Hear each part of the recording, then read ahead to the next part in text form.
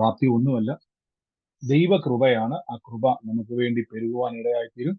ഒരുമിച്ച് നമുക്ക് കർത്താവിന്റെ തിരുസന്നിധി പ്രാർത്ഥനയോടെ തന്നെ ആയിരിക്കാം. കർത്താവ് നമ്മളെ സകലത്തിലും സൂക്ഷിക്കട്ടെ. വിശ്വാസ പ്രഖ്യാപനങ്ങളെ ദൈവസന്നിധിയിൽ കേട്ട് പറഞ്ഞ് നമുക്ക് കർത്താവിന്റെ സന്നിധിയിൽ ബലപ്പെടാം.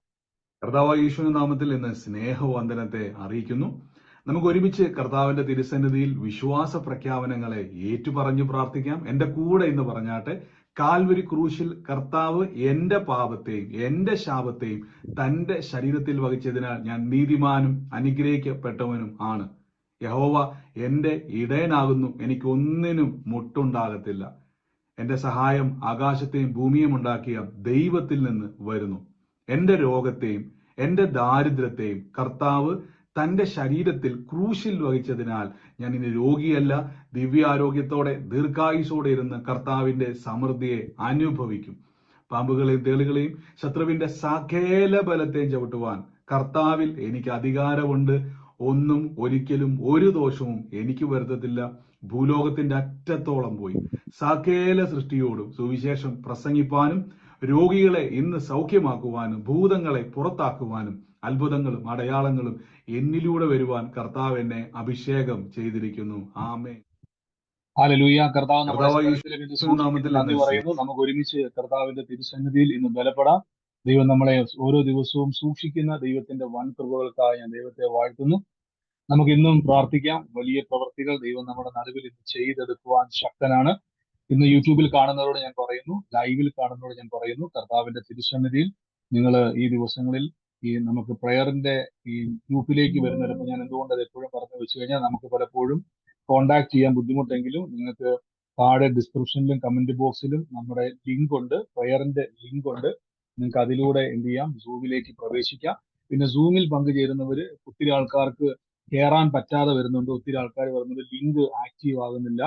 അതിന്റെ അർത്ഥം ഞാൻ കഴിഞ്ഞ ദിവസം പറഞ്ഞു, നമ്മൾ ഇപ്പൊ ഈ ഒരു പ്ലാറ്റ്ഫോം നമുക്ക് 500 പേരൊക്കെ ഏകദേശം ഫുള്ളായെന്ന് എനിക്ക് തോന്നുന്നത്. അതുകൊണ്ടാണ് പലപ്പോഴും നിങ്ങൾക്ക് കയറാൻ പറ്റാതെ ആ ഒരു ഇതായി വരുന്നത്. അതുകൊണ്ട് നിങ്ങൾ നേരത്തെ പ്രാർത്ഥനകളിൽ കയറുവാൻ ശ്രമിക്കുക. അങ്ങനെയെങ്കിൽ നിങ്ങൾക്ക് എന്ത് ചെയ്യാൻ പറ്റും, അതിൽ ജോയിൻ ചെയ്യാൻ പറ്റും. കർത്താവ് നമ്മളെ സഹായിക്കട്ടെ. ഞാനിത് പറഞ്ഞതേ ഉള്ളൂ. ഈ ദിവസങ്ങളിൽ കർത്താവിൽ ബലപ്പെടുക, കർത്താവിൽ ശക്തിപ്പെടുക. ഈ കൂട്ടായ്മ എത്ര പേർക്ക് കർത്താവിന്റെ കൃപയാൽ അനുഗ്രഹമാണ്?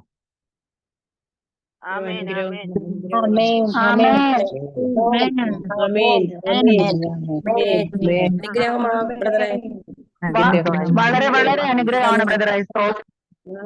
ആമേൻ. തീർച്ചയായിട്ടും കർത്താവ് നമ്മൾ എല്ലാവരെയും കൂട്ടി വരുത്തിയത്, കർത്താവ് നമ്മളെല്ലാവരെയും ഒരുമിച്ചാക്കി വെച്ചത് കർത്താവിൽ ഫലം കായ്ക്കാൻ വേണ്ടിയാണ്. ഞാൻ പറഞ്ഞല്ലോ, നമ്മൾ പല ദിക്കിൽ കിടന്ന് നമ്മൾ ഒരുമിച്ച് ഇന്ന് കർത്താവിന്റെ തിരുസന്നിധിയിൽ ഇന്ന് കൂടി വന്ന് ഒരുമിച്ച് ഇന്ന് കൂടി വരുവാൻ ദൈവം നമ്മളെ ചിതറിക്കിടന്ന് നമ്മളെയൊക്കെയും ഒരുമിച്ച് ചേർത്ത് മുൻപരിചയങ്ങളില്ലാത്ത നമ്മളെയൊക്കെയും ഇന്ന് കർത്താവിന്റെ തിരുസന്നിധിയിൽ ഇന്ന് ചേർത്ത് വെക്കുവാൻ ദൈവം നമ്മളെ ഓരോരുത്തരെയും സഹായിക്കുന്നില്ല. ഞാൻ പലപ്പോഴും ചിന്തിക്കാറുണ്ട്, നമ്മൾ തമ്മിൽ പരിചയങ്ങളില്ല, മുഖപരിചയങ്ങളില്ല, പക്ഷേ ഈ നാളുകളായിട്ട് കർത്താവിന്റെ വലിയ കൃപയിൽ ആശ്രയിച്ച് നമുക്ക് ഒരുമിച്ച് കൂടി വരുവാൻ ദൈവം സഹായിക്കുന്നു. ഇതിന്റെ അർത്ഥം ദൈവം നമ്മളെ ഒരുക്കുകയാണ്.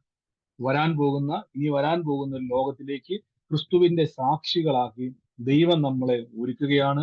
നാശത്തിന്റെയോ നിരാശയുടെയോ തോൽവിയുടെയോ സാക്ഷികളായിട്ടല്ല, ജയത്തിന്റെയും ഉല്ലാസത്തിന്റെയും ഘോഷം ആഘോഷിക്കുന്ന ദൈവത്തിന്റെ സാക്ഷികളാക്കി പരിശുദ്ധ ആത്മാവ് നമ്മളെ കണ്ടിരിക്കുന്നു. നമുക്ക് ഒരുമിച്ച് തിരുനാമത്തിൽ മുന്നോട്ട് പോകാം. ദൈവം നമ്മളെ സകലത്തിലും സൂക്ഷിക്കുമാറാകട്ടെ. ഇന്നത്തെ അനുഗ്രഹത്തിനായിട്ട് ഞാൻ വാക്യമെടുക്കാം. കഴിഞ്ഞ ദിവസങ്ങളിലൊക്കെ നമ്മൾ കേട്ട് വന്ന വചനം മാത്രമല്ല, നമ്മൾ ഓരോ ദിവസവും നമ്മൾ ഓരോ വചന ചിന്തകളാണ് ധ്യാനിക്കുന്നത്.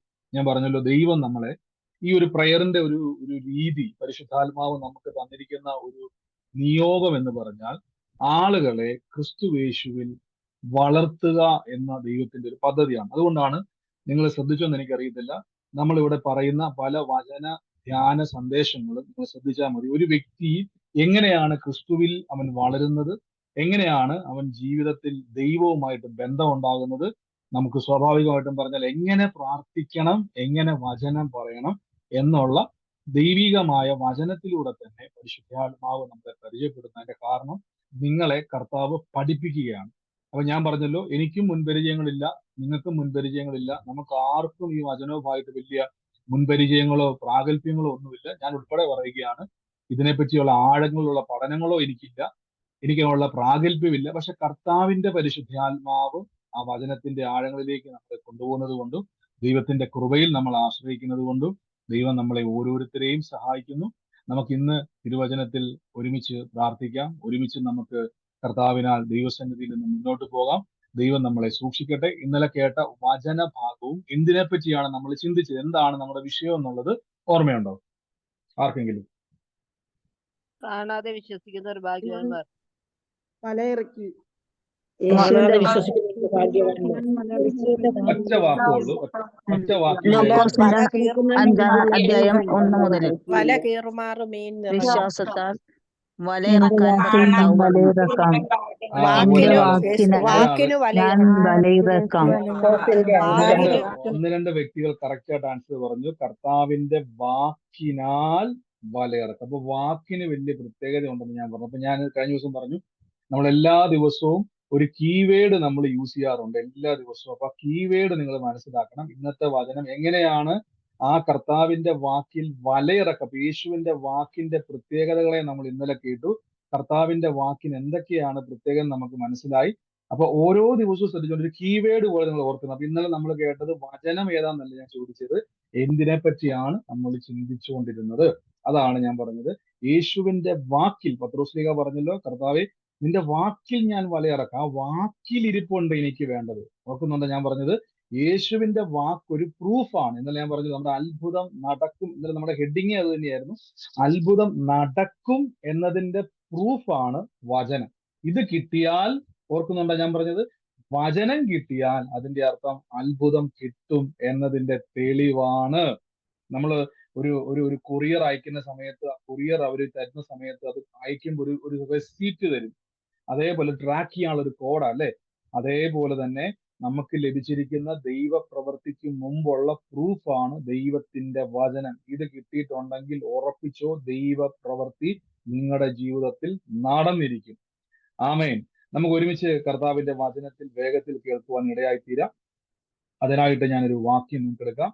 സങ്കീർത്തനം 112 വാക്യമാണ്. സങ്കീർത്തനം 112 6 മുതലുള്ള വാക്യങ്ങളാണ് ഇവിടെ എഴുതിയിരിക്കുന്നത്. നമ്മൾ ഒരിക്കൽ ഈ വചനത്തെ പറ്റി ധ്യാനിച്ചിട്ടുള്ളതാണെങ്കിലും ഇന്ന് എൻ്റെ ഉള്ളിൽ വൈകുന്നേര സമയമായപ്പോൾ, ഇവിടുത്തെ ഒരു വൈകുന്നേര സമയമായ സമയത്ത് പെട്ടെന്ന് എൻ്റെ ഉള്ളിൽ, ഇപ്പോഴിവിടെ വൈകുന്നേരം ആയിട്ടുള്ളൂ, എൻ്റെ ഉള്ളിൽ പെട്ടെന്ന് ഹൃദയത്തിൽ വന്നൊരു വാക്യമാണ്. ആ വാക്യവുമായിട്ട് ബന്ധപ്പെട്ട് ഇന്ന് കുറച്ചു നേരം നിങ്ങളോട് സംസാരിച്ചതിന് ശേഷം പ്രാർത്ഥിക്കുകയും ദൈവത്തിന്റെ ആലോചന നിങ്ങളോട് ഇടപെടുവാനും കർത്താവ് ഇടയായിത്തീരും.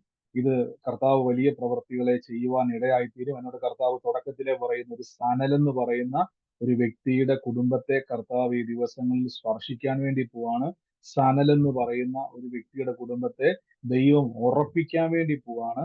യേശുവിന്റെ നാമത്തിൽ ആ വ്യക്തിയുമായിട്ട് ബന്ധപ്പെട്ട ആരാണോ സൂമിലായിക്കോട്ടെ ലൈവിലായിക്കോട്ടെ, സനലിന്റെ ഭവനത്തെ ദൈവം ഉറപ്പിക്കാൻ വേണ്ടി പോവാണ്. എന്നോട് ഇങ്ങനെ പറഞ്ഞേക്കുന്നത്, ഊടാടിയത് മതി, ദൈവം നിങ്ങളെ ഉറപ്പിക്കാൻ വേണ്ടി പോവാണ്. ഇനി അലയുവാനല്ല, കർത്താവിന്റെ സന്നിധിയിലേക്ക് ഇന്ന് നിലനിൽക്കുവാൻ തയ്യാറെങ്കിൽ ദൈവം നിങ്ങളെ ഉറപ്പിക്കുവാൻ ശക്തനാണ്. ആമേൻ.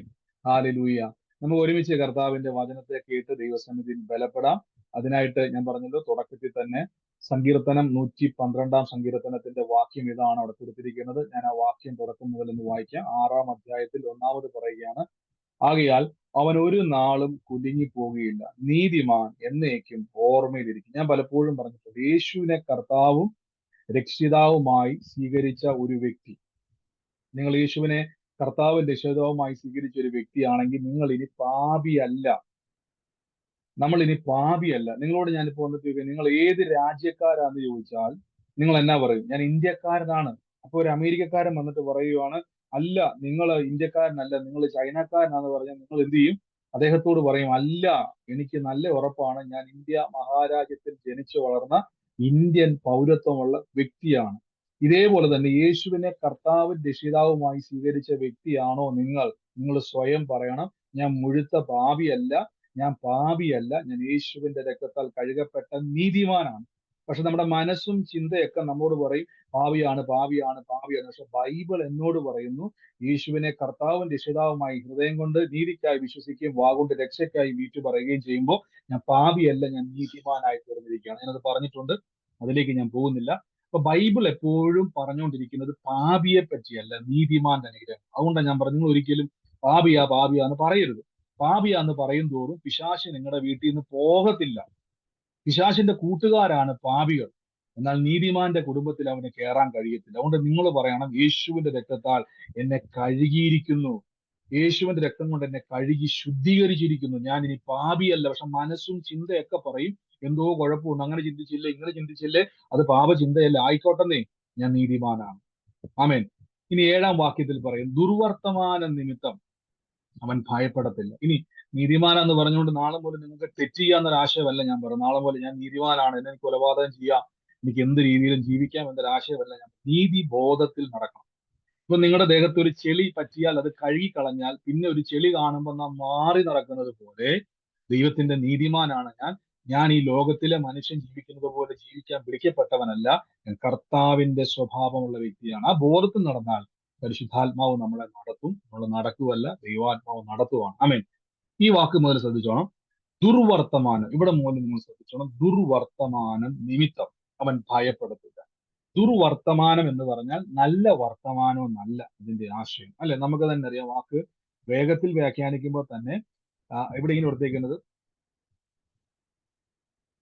ദുർവർത്തമാനം നിമിത്തം അവൻ എന്ത് ചെയ്യത്തില്ല, അവൻ ഒരിക്കലും അവൻ കുലുങ്ങിപ്പോകത്തില്ല, നീതിമാൻ എന്നേക്കും ഓർമ്മയിൽ ഇരിക്കും. അപ്പൊ ഓർത്തോണം എപ്പോഴും, ദുർവർത്തമാനം നിമിത്തം ഞാൻ ഒരിക്കലും എന്ത് ചെയ്യത്തില്ല, ഞാൻ കുലുങ്ങിപ്പോകത്തില്ല. ആമേൻ. അവിടെ കൊടുത്തിരിക്കുന്നത് ഇവിൽ ടൈഡിങ്സ് എന്നൊരു വാക്ക് കൊടുത്തിരിക്കുന്നത്, ദുഷ്ടന്റെ അല്ലെങ്കിൽ ദുഷ്ടവർത്തമാന നിമിത്തം. അപ്പൊ ഇവിടെ മുതൽ നിങ്ങൾ ശ്രദ്ധിച്ചോണം, നമ്മുടെ ജീവിതത്തിൽ നമ്മൾ പലതും വിശ്വാസ ജീവിതത്തിൽ വരുമ്പോൾ കേൾക്കുവാൻ സാധ്യതയുണ്ട്. ഞാൻ തുടക്കത്തിലെ ഈ പ്രാർത്ഥനയിൽ ചേരുന്ന ആൾക്കാർ പറയാറുണ്ട്, നിങ്ങൾക്ക് രക്ഷപ്പെടണം എന്ന ആഗ്രഹം ഉണ്ടെങ്കിൽ നിങ്ങൾ ഒറ്റ കാര്യം ചിന്തിച്ചാൽ മതി, കൂട്ടായ്മ ആചരിച്ച് കർത്താവിന്റെ വചനം ശ്രദ്ധിച്ച് കേൾക്കണം. അത് നിങ്ങൾ ശ്രദ്ധിച്ച് ഫോളോ ചെയ്യണം. അവൻ ഇവിടെ പറയുകയാണ്, ദുർവർത്തമാന നിമിത്തം അവൻ ഭയപ്പെടത്തില്ല, അവന്റെ ഹൃദയം യഹോവയിൽ ആശ്രയിച്ചിരിക്കും. നിങ്ങളോട് ഞാൻ പലപ്പോഴും പ്രോത്സാഹിപ്പിക്കാത്തൊരു കാര്യമുണ്ട്. നിങ്ങൾ യൂട്യൂബിൽ കയറിയിട്ട് നിങ്ങൾ ഒരിക്കലും എന്ത് ചെയ്യരുത്, ഈ ഡോക്ടർമാർ പറയാത്ത എന്തെങ്കിലുമൊക്കെ ഒരു മുറിവോ വേദനയോ, ചിലർ പറയും, ബ്രദറെ ഞാൻ ഒറ്റമൂലി തപ്പിപ്പോയതാ, ആ പോക്ക് നേരെ പോയത് എനിക്കെന്തോ വലിയ ക്യാൻസർ ആണ്, മാരക രോഗമാണെന്ന റിസൾട്ടാണ് പിന്നെ എനിക്ക് ലഭിച്ചത്, എനിക്കിപ്പോ ഭയങ്കര ഭയമാണെന്നൊക്കെ പറഞ്ഞുകൊണ്ട് പലരും പറയാറുണ്ട്. ഞാൻ എന്നോട് പറയുന്നത്, നിങ്ങൾക്ക് ഒരു വേദന വന്നാൽ, ഒരു രോഗം വന്നാൽ ടെസ്റ്റ് ചെയ്യുക, പ്രാർത്ഥിക്കുക, അല്ലാതെ നിങ്ങൾ അത് സെർച്ച് ചെയ്യാൻ പോകരുത്. ഇത് എന്താ ഞാനിത് പറഞ്ഞു വരുന്നത് വെച്ചാൽ, നമ്മുടെ ഹൃദയം യഹോവയിൽ ആശ്രയിച്ച് ഉറച്ചിരിക്കണം. എന്റെ കൂടെ ഒന്ന് പറഞ്ഞ്, ഒരനർത്ഥവും എനിക്ക് വരത്തില്ല, ഒരു ബാധയും എന്റെ കൂടാരത്തിൽ അടുക്കത്തില്ലെന്ന് പറ. ഒരനർത്ഥവും എനിക്ക് ഭവിച്ചിട്ടില്ല, ഒരു ബാധയും എന്റെ കൂടാരത്തിൽ അടുക്കുകയില്ല.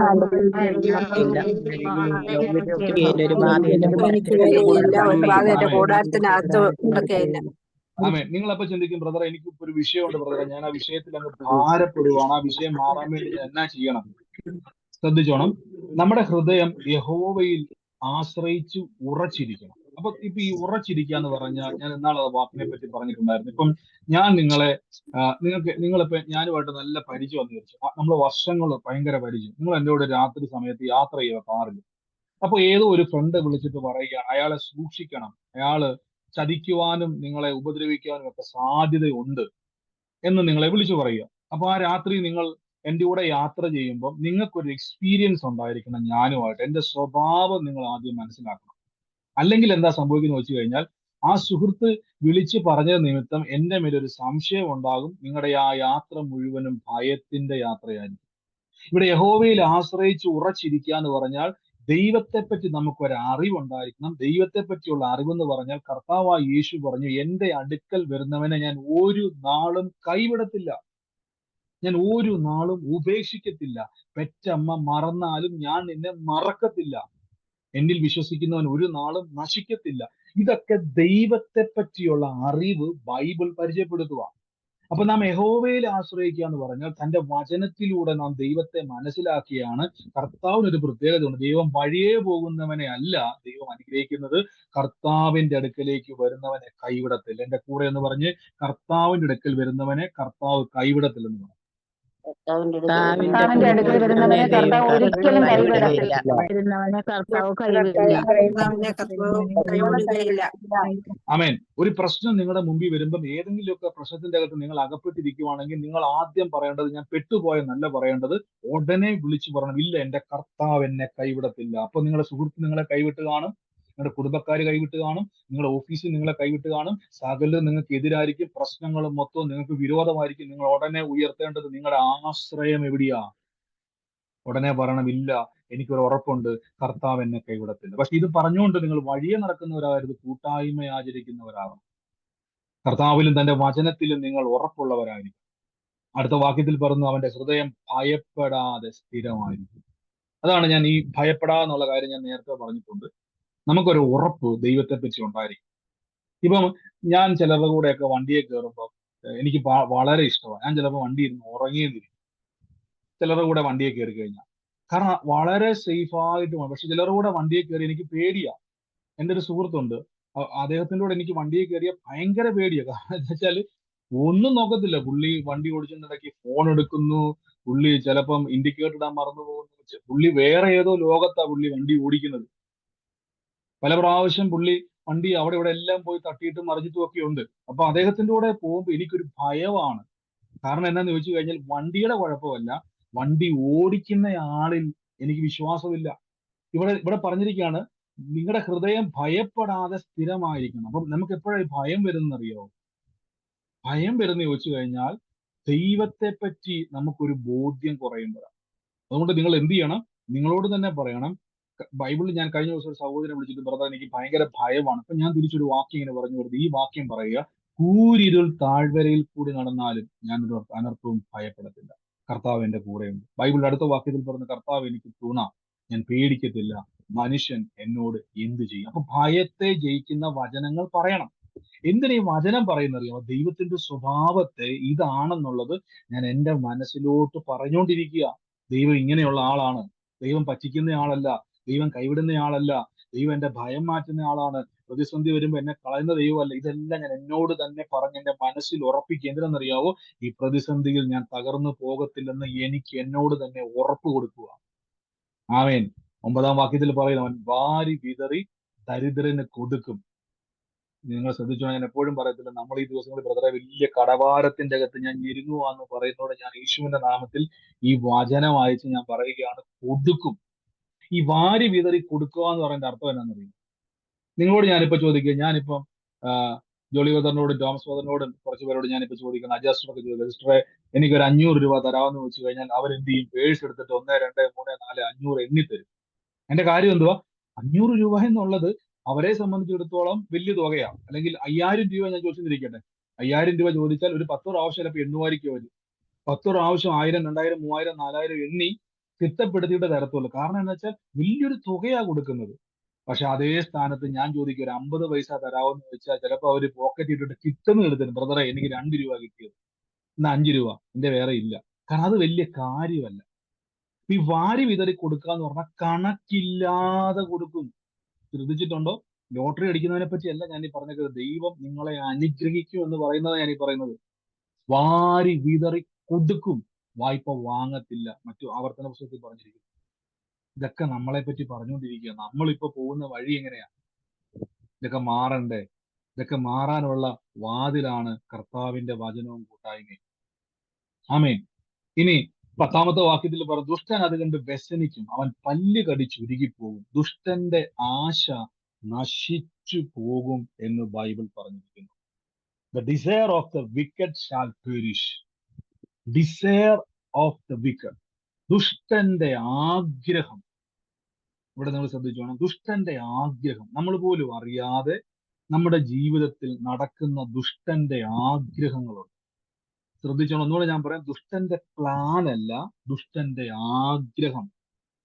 നിങ്ങൾ ഇപ്പോ എപ്പോഴും നിങ്ങൾ ബൈബിൾ ഞാൻ വായിക്കണമെന്ന് പ്രോത്സാഹിപ്പിക്കുന്നതിന്റെ കാരണം, പ്രത്യേകിച്ച് പുതിയ നിയമം നിങ്ങൾ മസ്റ്റായിട്ടും വായിക്കണം. അതിനുശേഷം നിങ്ങൾ പഴയ നിയമം വായിക്കാവൂ. എന്തുകൊണ്ടെന്നാൽ ഇവിടെ നിങ്ങൾ ശ്രദ്ധിച്ചോണം, the desire of the wicked shall perish എന്ന് പറയുമ്പോൾ ദുഷ്ടൻ ഒരു ആഗ്രഹമുണ്ട്. നമ്മൾ പറയത്തില്ല, എനിക്ക് വലിയൊരു ഡിസയർ ഉണ്ട്, ഒരു ആഗ്രഹമുണ്ട്, എനിക്ക് ഇന്നയാളാകണം. വലിയൊരു ആഗ്രഹമാണ്. എന്റെ പ്ലാൻ എന്ന് വേണേ പറയാം, പക്ഷെ അതിനേക്കാൾ ഉപരി എല്ലാ പ്ലാനും നടക്കണമെന്നില്ല. അപ്പൊ അതൊരു ആഗ്രഹമാണ്. ദുഷ്ടനൊരു ആഗ്രഹമുണ്ട്. ഞാനത് മറ്റൊരു വാക്യത്തിലൂടെ ഒന്ന് പറഞ്ഞിട്ട് വേഗത്തിൽ മടങ്ങി വരാം. അപ്പൊ നിങ്ങൾക്ക് കുറച്ചും കൂടെ അത് ക്ലിയർ ആകുവാൻ ഇടയായിത്തീരും. ദുഷ്ടന്റെ ആഗ്രഹത്തെ പറ്റി നമുക്കൊന്ന് അപ്പോസ്തല പ്രവൃത്തികളുടെ പുസ്തകം അതിന്റെ 12-ാം അധ്യായത്തിന്റെ 2-ാം വാക്യം മുതൽ ഞാൻ വായിക്കാം. ഇനി 1 മുതൽ. ആ കാലത്ത് ഹെരോദ രാജാവ് സഭയിൽ ചിലരെ പീഡിപ്പിക്കേണ്ടതിന് കൈനീട്ടി യോഹന്നാന്റെ സഹോദരനായ യാക്കോബിനെ അവന്റെ വാൾ കൊണ്ട് കൊന്നു. അത് യഹൂദന്മാർക്ക് പ്രസാദമായി എന്ന് കണ്ട് പത്രോസിനെ പിടിച്ച്, അവൻ പുളിപ്പില്ലാത്ത അപ്പത്തിന്റെ പെരുന്നാളായിരുന്നു, അവനെ പിടിച്ച ശേഷം പെസഹ കഴിഞ്ഞിട്ട് ജനത്തിന്റെ മുമ്പിൽ നിർത്തുവാൻ ഭാവിച്ചു.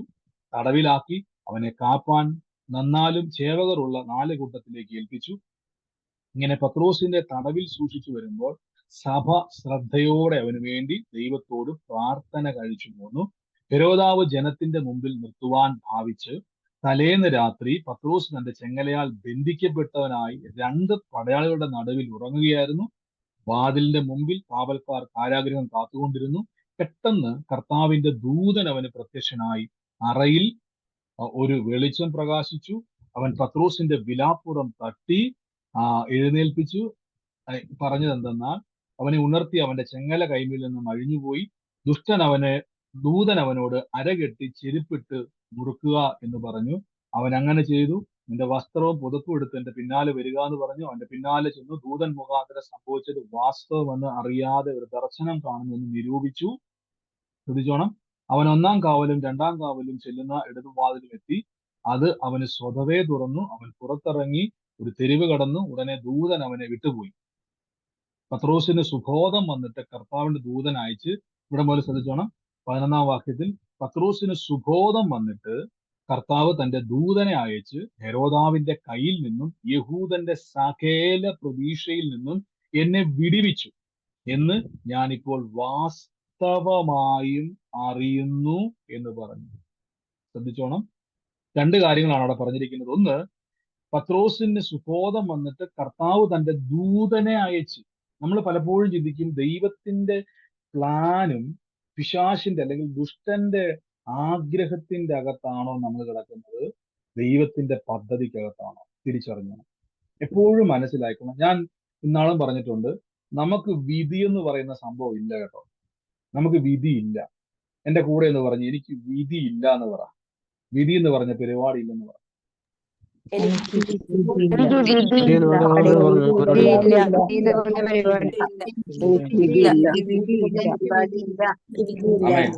ഈ ദൈവത്തെ അറിയാത്തവനും ദൈവം ഇല്ലെന്ന് വിശ്വസിക്കുന്നവനുമാണ് വിധി.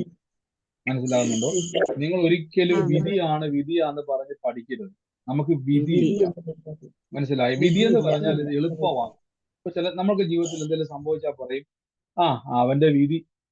ചിന്തിച്ചിട്ടുണ്ടോ? അവന്റെ വിധി, അവന്റെ യോഗം എന്നൊക്കെ നമ്മൾ കോമൺ ആയിട്ട് ഉപയോഗിക്കാറുണ്ട് അല്ലെ? പക്ഷെ ഒരു വിശ്വാസി എപ്പോഴും സൂക്ഷിക്കേണ്ട ഒരു വാക്കാണ്, നമ്മൾ തിരിച്ചറിയണം നമ്മൾ പോകുന്നത് ദൈവത്തിന്റെ പ്ലാനിലാണോ ദുഷ്ടന്റെ ആഗ്രഹത്തിലാണോ? അതിന് നമ്മൾ എങ്ങനെ മനസ്സിലാക്കാൻ പറ്റും ഞാൻ പോകുന്നത് ദൈവത്തിന്റെ വഴിയിലും ദുഷ്ടന്റെ ആഗ്രഹത്തിലാണോ എന്ന് മനസ്സിലാക്കാൻ എളുപ്പ വഴിയാണ് ബൈബിൾ വായിച്ചാൽ. എളുപ്പ വഴി ഞാൻ പറഞ്ഞുതരാം. ബൈബിൾ വായിക്കുക.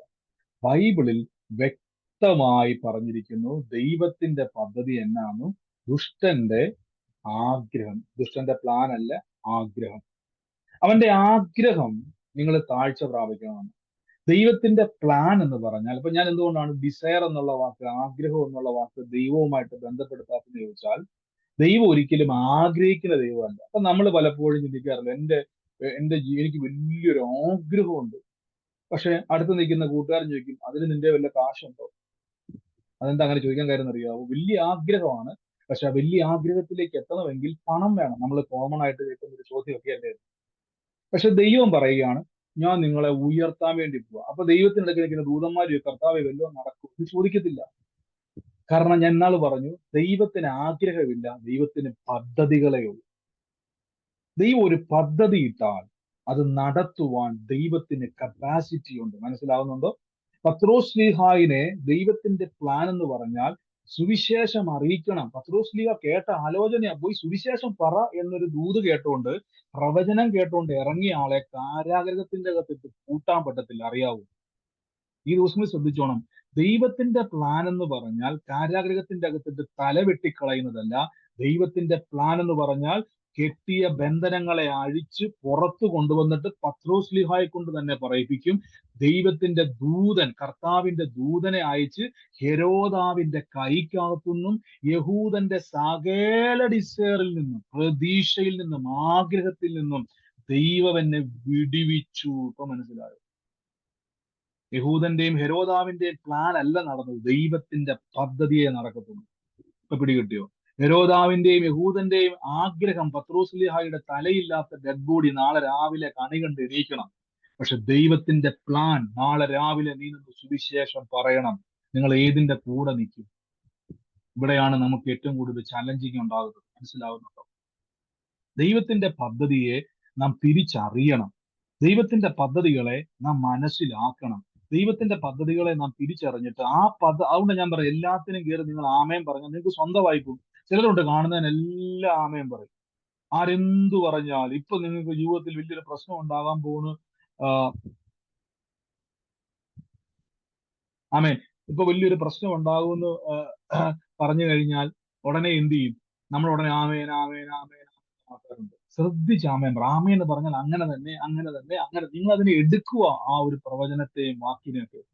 ചുമ്മാ ആമേൻ പറയരുത്. ഹല്ലേലൂയ.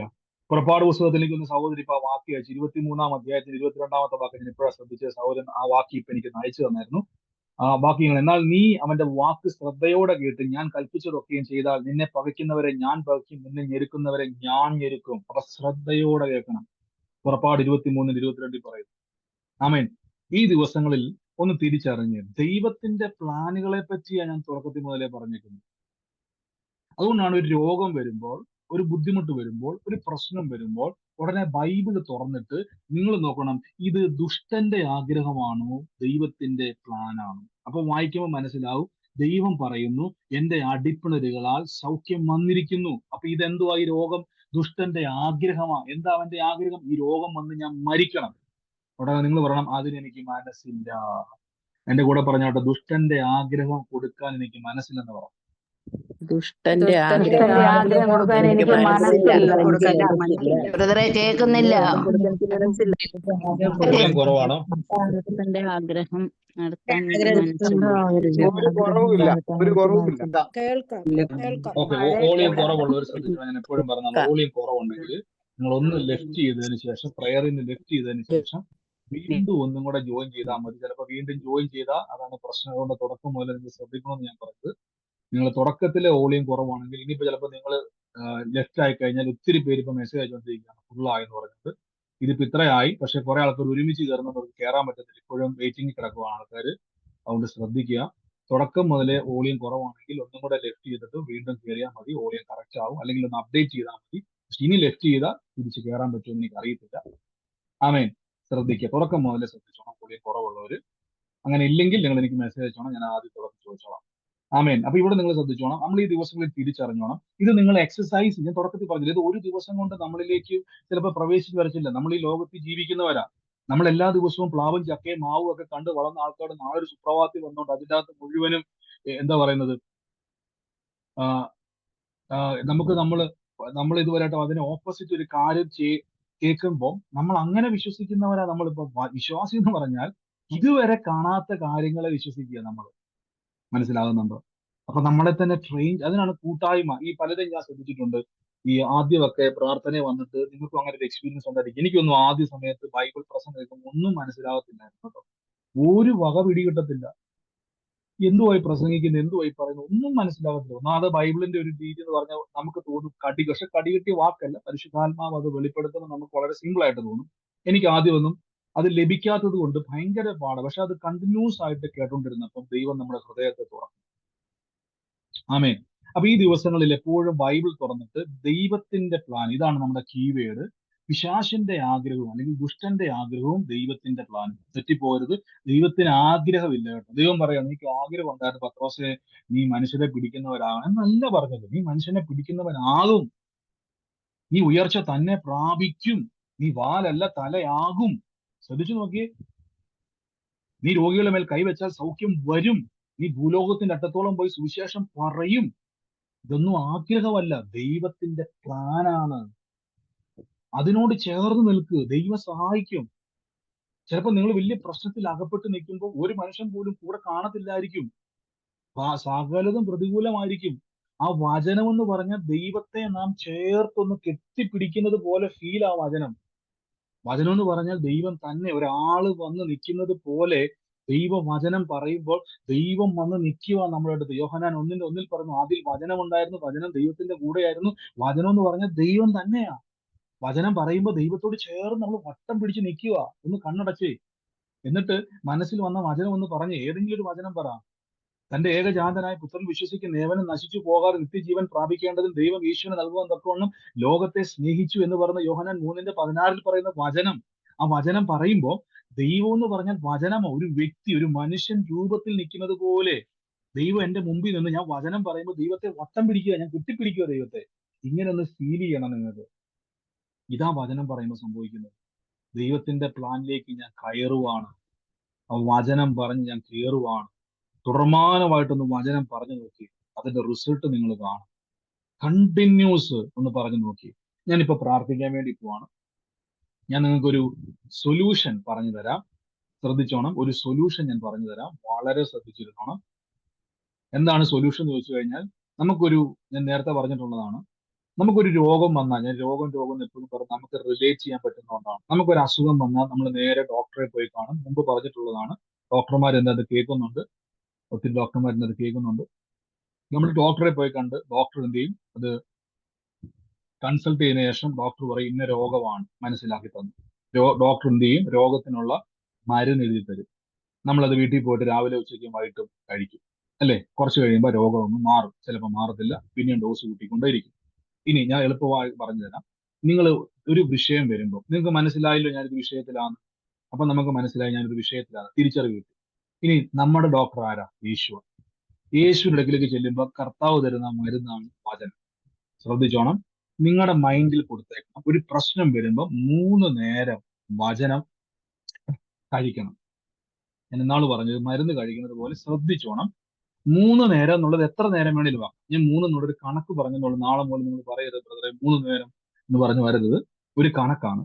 രാവിലെ വചനം പറയുക. എത്ര നേരം പറയാവൂ? ഇനി കറിക്കരിയുമ്പോഴും ജോലി ചെയ്യുമ്പോഴും ഒരുങ്ങുമ്പോഴും ഒക്കെ പറഞ്ഞുകൊണ്ടിരിക്കണം. ഒരു മരുന്ന് കഴിക്കുന്ന ഇതാണ് എന്റെ വിഷയത്തിന്റെ സൊല്യൂഷൻ. ആ വചനേ പറയാവുള്ളൂ. വെറുതെ വചനം പറയരുത്. എപ്പോഴാണ് എന്താണ് നിങ്ങളുടെ ആവശ്യം? രോഗസൗഖ്യമാണെങ്കിൽ രോഗസൗഖ്യത്തിന്റെ വചനം, കടഭാരമാണെങ്കിൽ കടഭാരത്തിന്റെ വചനം, ഉയർച്ചയുടെയും തലമുറയുടെ വിടുതലാണെങ്കിൽ ആ വചനം. നിങ്ങൾ ഒരു ഡോക്ടറെ കൺസൾട്ട് ചെയ്തിട്ട് ഞാൻ ഡോക്ടർ തന്ന മരുന്ന് കഴിക്കുന്നത് പോലെ എന്റെ വൈദ്യൻ യേശുവാണ്, എന്റെ വിഷയത്തിന്റെ പരിഹാരമായ വചനം യേശു എനിക്ക് തന്നെന്നും ഞാൻ അത് പറഞ്ഞുകൊണ്ടിരിക്കുന്നു. ഇനി ഇതിന്റെ റിസൾട്ട് ഞാൻ കാണും. ഇതിന്റെ ഡോസ് ഞാൻ ഓരോ ദിവസവും ഞാനാ കൂട്ടിക്കൊണ്ടിരിക്കുന്നത്. മനസ്സിലായിക്കൊണ്ട് എത്ര നേരം പറയുമോ അതൊന്ന് പറഞ്ഞു നോക്കി. അങ്ങനെ ഒന്ന് പറഞ്ഞു നോക്കി. ദുഷ്ടന്റെ ആഗ്രഹം അവിടെ മാറിപ്പോയിട്ട് ദൈവത്തിന്റെ പ്ലാൻ അവിടെ വെളിപ്പെട്ട് വരുന്നത് കാണാൻ പറ്റും. അങ്ങനെ ചെയ്ത് നോക്കി. ഒന്നൊന്നും അങ്ങനെ ചെയ്ത് നോക്കി. രാവിലെ എണീക്കുമ്പോൾ തന്നെ നമ്മൾ ഭയങ്കര മടുത്ത് വരുമ്പോൾ ഉടനെ നമ്മൾ വെള്ളം എടുത്ത് ഗുളികയുടെ പാക്കറ്റ് പൊട്ടിച്ച് കഴിക്കുന്നത് പോലെ എണീറ്റ് വന്ന ഉടനെ ഇന്ന് ഞാൻ മരുന്ന് കഴിക്കാൻ വേണ്ടി പോവാണ്. അത് നിങ്ങൾ എന്ത് ചെയ്യണം? ഉടനെ കുറച്ചു നേരം ആ വചനം എണീറ്റ് വന്നിരുന്ന് കാപ്പി കുടിച്ചോണ്ടോ നടന്നോണ്ടോ ഒക്കെ കുറച്ചു നേരം പറയണം വചനം. ഒരു മരുന്ന് കുപ്പിക്കകത്ത് ഒരു ഗ്ലാസ്സിൽ വെള്ളം ഒഴിച്ച് കുടിച്ച് ഇറങ്ങി ചെല്ലുന്നത് പോലെ വചനം നിങ്ങളുടെ ഉള്ളിലേക്ക് ഇറങ്ങി ചെന്നിട്ട് നിങ്ങൾ ഒരുങ്ങി ഓഫീസിൽ പോകും. ഇനി കാറിലൊക്കെ യാത്ര ചെയ്യുമ്പോഴോ ബസ്സിലൊക്കെ യാത്ര ചെയ്യുമ്പോഴോ പിന്നെയും പറയാം. എന്ത് ചെയ്യാം? പിന്നെയും പറയാം. ഇനി ഉച്ചയ്ക്ക് നിങ്ങൾ ഫിക്സ് ചെയ്തോണം സമയം. ഒരു അലാം വെക്കുകയൊക്കെ ചെയ്യാം. ഞാനിത് പറഞ്ഞ് നിങ്ങളുടെ മനസ്സിൽ ഒന്ന് ട്രെയിൻ ചെയ്യാൻ വേണ്ടിയാണ്. 1 മണിക്കോ നിങ്ങൾ എപ്പോഴാണ് ഭക്ഷണം കഴിക്കാൻ ഇരിക്കുന്നത്, ഏത് ടൈം ആയിക്കോട്ടെ, ഒരു 10 മിനിറ്റോ 5 മിനിറ്റോ അതിനുവേണ്ടി മാറ്റി വെക്കും. ഇത് കൂട്ടാൻ കേട്ടോ. സമയമൊന്നും ഞാൻ പറഞ്ഞ ടൈമിൽ കൂടുതൽ എടുക്കാം, കുറയ്ക്കരുത്. എന്നിട്ടൊന്ന് പറഞ്ഞു നോക്കി. കുറച്ച് ദിവസങ്ങൾ നിങ്ങൾ ചെയ്ത് നോക്കി. ഞാൻ ഉറപ്പിച്ചു പറയുന്നു, ദുഷ്ടന്റെ ആഗ്രഹം അവിടെ നീങ്ങിയിട്ട് ദൈവത്തിന്റെ പ്ലാൻ. ഇവിടെ കേട്ടതുപോലെ ദൂതന്മാരിറങ്ങി വരും. നിങ്ങളുടെ വിഷയത്തിൽ ദൂതന്മാരിറങ്ങി വരും. കാരാഗൃഹത്തിന്റെ വാതിൽ തുറന്ന് പത്രോസിലേക്ക് വിശ്വസിക്കാൻ പറ്റൂ? റോമാക്കാരെന്ന മണ്ടന്മാരും അവരുടെ കാരാഗൃഹം എന്തുവാ? ചുമ്മാ നമ്മുടെ നാട്ടിലെ പോലെ വല്ല തഴപ്പാ വെച്ചുകൊണ്ട് വെച്ചേക്കുന്ന കഥവ് വല്ലതാണോ? അല്ല, അത് നല്ല ഉറപ്പുള്ള കഥകും അവരുടെ ഇത് പറഞ്ഞത് പട്ടാളക്കാരും ഒക്കെയാ. അവർ നിൽക്കേ അവരുടെ അവരുടെ മുമ്പിലൂടെ പത്രോസ്ലിഹാനെ കർത്താവിന്റെ ദൂതന്മാരെ അയച്ച് പുറത്തു കൊണ്ടിരുമ്പോൾ പത്രോസ് പറഞ്ഞു, യഹൂദന്റെ സകല പ്രതീക്ഷയും തകർന്നു എന്റെ ദൈവത്തിന്റെ പ്ലാന്റെ മുമ്പിൽ. ആമേൻ, ഹല്ലേലൂയ. നമുക്ക് ഒരുമിച്ച് പ്രാർത്ഥിക്കാം. എന്റെ കൂടെ ഇന്ന് പ്രാർത്ഥിച്ച് യേശുവേ ആരാധന. കർത്താവിന്റെ വലിയ പ്രവൃത്തി നമ്മുടെ ജീവിതത്തിൽ നടക്കുന്നു. എന്റെ കൂടെ എന്ന് പ്രാർത്ഥിക്കും. ഈ സമയത്ത് ഞാൻ പറയും, നമ്മൾ ഒരുമിച്ച് നമ്മുടെ പ്രാർത്ഥന വിഷയങ്ങൾക്ക് വേണ്ടി പ്രാർത്ഥിക്കുന്നു. ലൈവിൽ എന്നെ കേൾക്കുന്നവര് നിങ്ങളോട് ഞാൻ പറയുന്നു, നിങ്ങൾ എന്റെ ആഗ്രഹം നിങ്ങൾ എല്ലാവരും സൂമിൽ പങ്കുചേരണമെന്നും. എനിക്കറിയാം യൂട്യൂബിൽ കാണുന്നവരെ അവർ ചിലപ്പോൾ പല രാജ്യത്തുനിന്നും പല സമയത്തു നിന്നൊക്കെ കേൾക്കുന്നവരും കാണുന്നവരും ഒക്കെയാണ്. അതുകൊണ്ട് ഒരു നിമിഷം ഒന്ന് സമർപ്പിച്ച്, എല്ലാവരും ഒന്ന് സമർപ്പിച്ച് കർത്താവിന്റെ സന്നിധിയിൽ ഒരു നിമിഷം ഒന്ന് സമർപ്പിച്ച് യേശുവിന്റെ നാമത്തിൽ എല്ലാവരും ഒന്ന് സമർപ്പിച്ച് പ്രാർത്ഥിച്ചു. അല്പനേരം ഒന്ന് സമർപ്പിച്ച് പ്രാർത്ഥിച്ചു. യേശുവെ ആരാധന. ഒന്ന് സമർപ്പിച്ച് അല്പനേരം ഒന്ന് സമർപ്പിച്ച് ചില മിനിറ്റുകൾ ഒന്ന്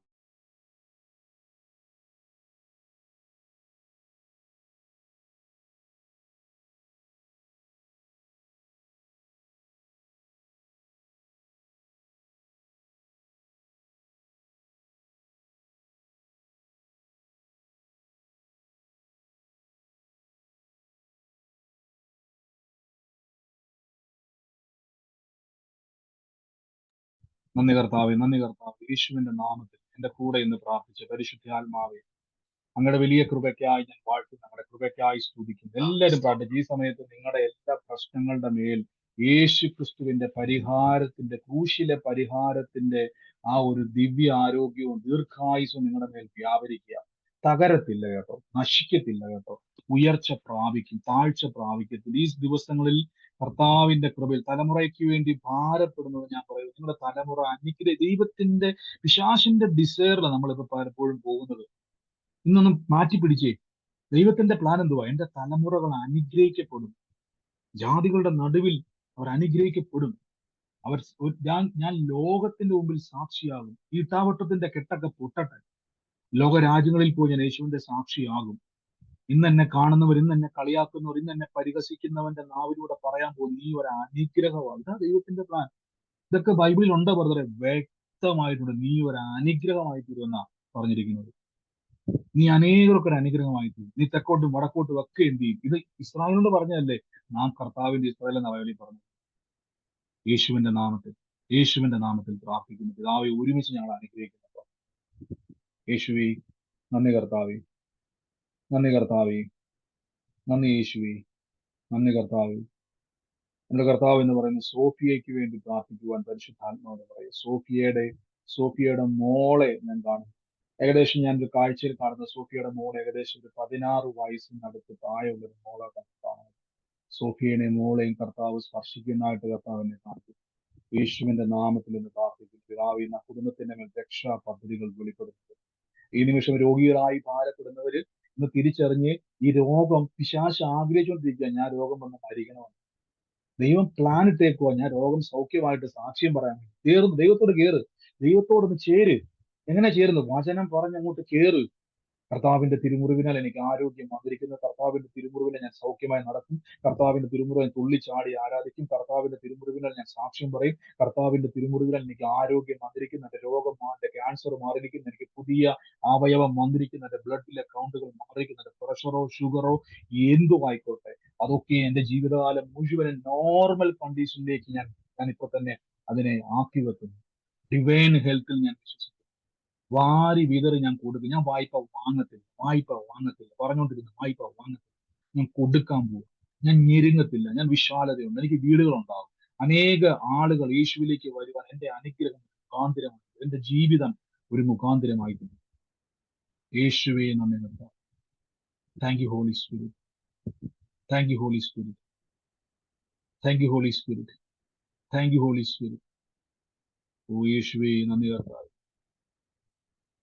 ഓ ഹല്ലേലൂയ. ഞാനൊരു ലെറ്റർ ഇങ്ങനെ കണ്ടുകൊണ്ടിരിക്കുക. അതിൻ്റെ അകത്ത് ആ ലെറ്റർ ഇരിക്കുന്നത് ഇപ്പൊ ഒരു ബാഗിന്റെ അകത്ത്, ഒരാളുടെ ബാഗിന്റെ അകത്ത് ഒരു ലെറ്റർ ഞാൻ കാണും. ആ ലെറ്ററിന്റെ ആദ്യത്തെ ഒരു എഴുത്തിന്റെ അകത്തും ഒരാളെ മെൻഷൻ ചെയ്തിരിക്കുന്ന പോലെ ശ്രീമതി എന്ന് എഴുതി തുടങ്ങിയിരിക്കുന്ന ഒരു ലെറ്റർ, ഒരു ബാഗിന്റെ അകത്ത്, ഒരു കറുത്ത ബാഗിന്റെ അകത്ത് അങ്ങനെ ഒരു ലെറ്റർ ഇരിക്കുന്ന വ്യക്തിയെ ഞാൻ കാണുന്നു. ശ്രീമതി എന്ന് എഴുതിയേക്കുന്ന ആരംഭിക്കുന്ന ഒരു വാക്കിൽ ആരംഭിക്കുന്ന ഒരു ലെറ്റർ, ആ ലെറ്റർ ഇരിക്കുന്ന ഒരു കറുത്ത ബാഗിലാണ് ഞാൻ അങ്ങനെ ഒരു വ്യക്തിയെ കർത്താവ് എന്നെ കാണിക്കുന്നു. ഈ പറഞ്ഞുകൊണ്ടിരിക്കുന്ന കാണുന്ന വ്യക്തി ഒരു കണ്ണാടി വെച്ചിട്ടുണ്ട്. ആ വ്യക്തിയുടെ കൈക്കകത്തിരിക്കുന്ന ബാഗിന്റെ അകത്തിരിക്കുന്ന ലെറ്ററിനാണിത്. ആ ലെറ്ററുമായി ബന്ധപ്പെട്ട് കർത്താവ് പറയുന്നു, ആ ഭാരത്തെ ദൈവം മാറ്റി ദൈവം ഒരു അത്ഭുതമാക്കാൻ വേണ്ടി യേശുവിന്റെ നാമത്തിൽ നിന്ന് പ്രാർത്ഥിക്കുന്നു. Thank you holy Spirit. യേശുവെ നന്ദി കർത്താവ്. കർത്താവിന്റെ ആരോഗ്യവും അനുഗ്രഹവും പറയുന്നു. ഓരോ വ്യക്തികളെയും ഇന്ന് അനുഗ്രഹിക്കും. വിശാലത ഉണ്ടാകും.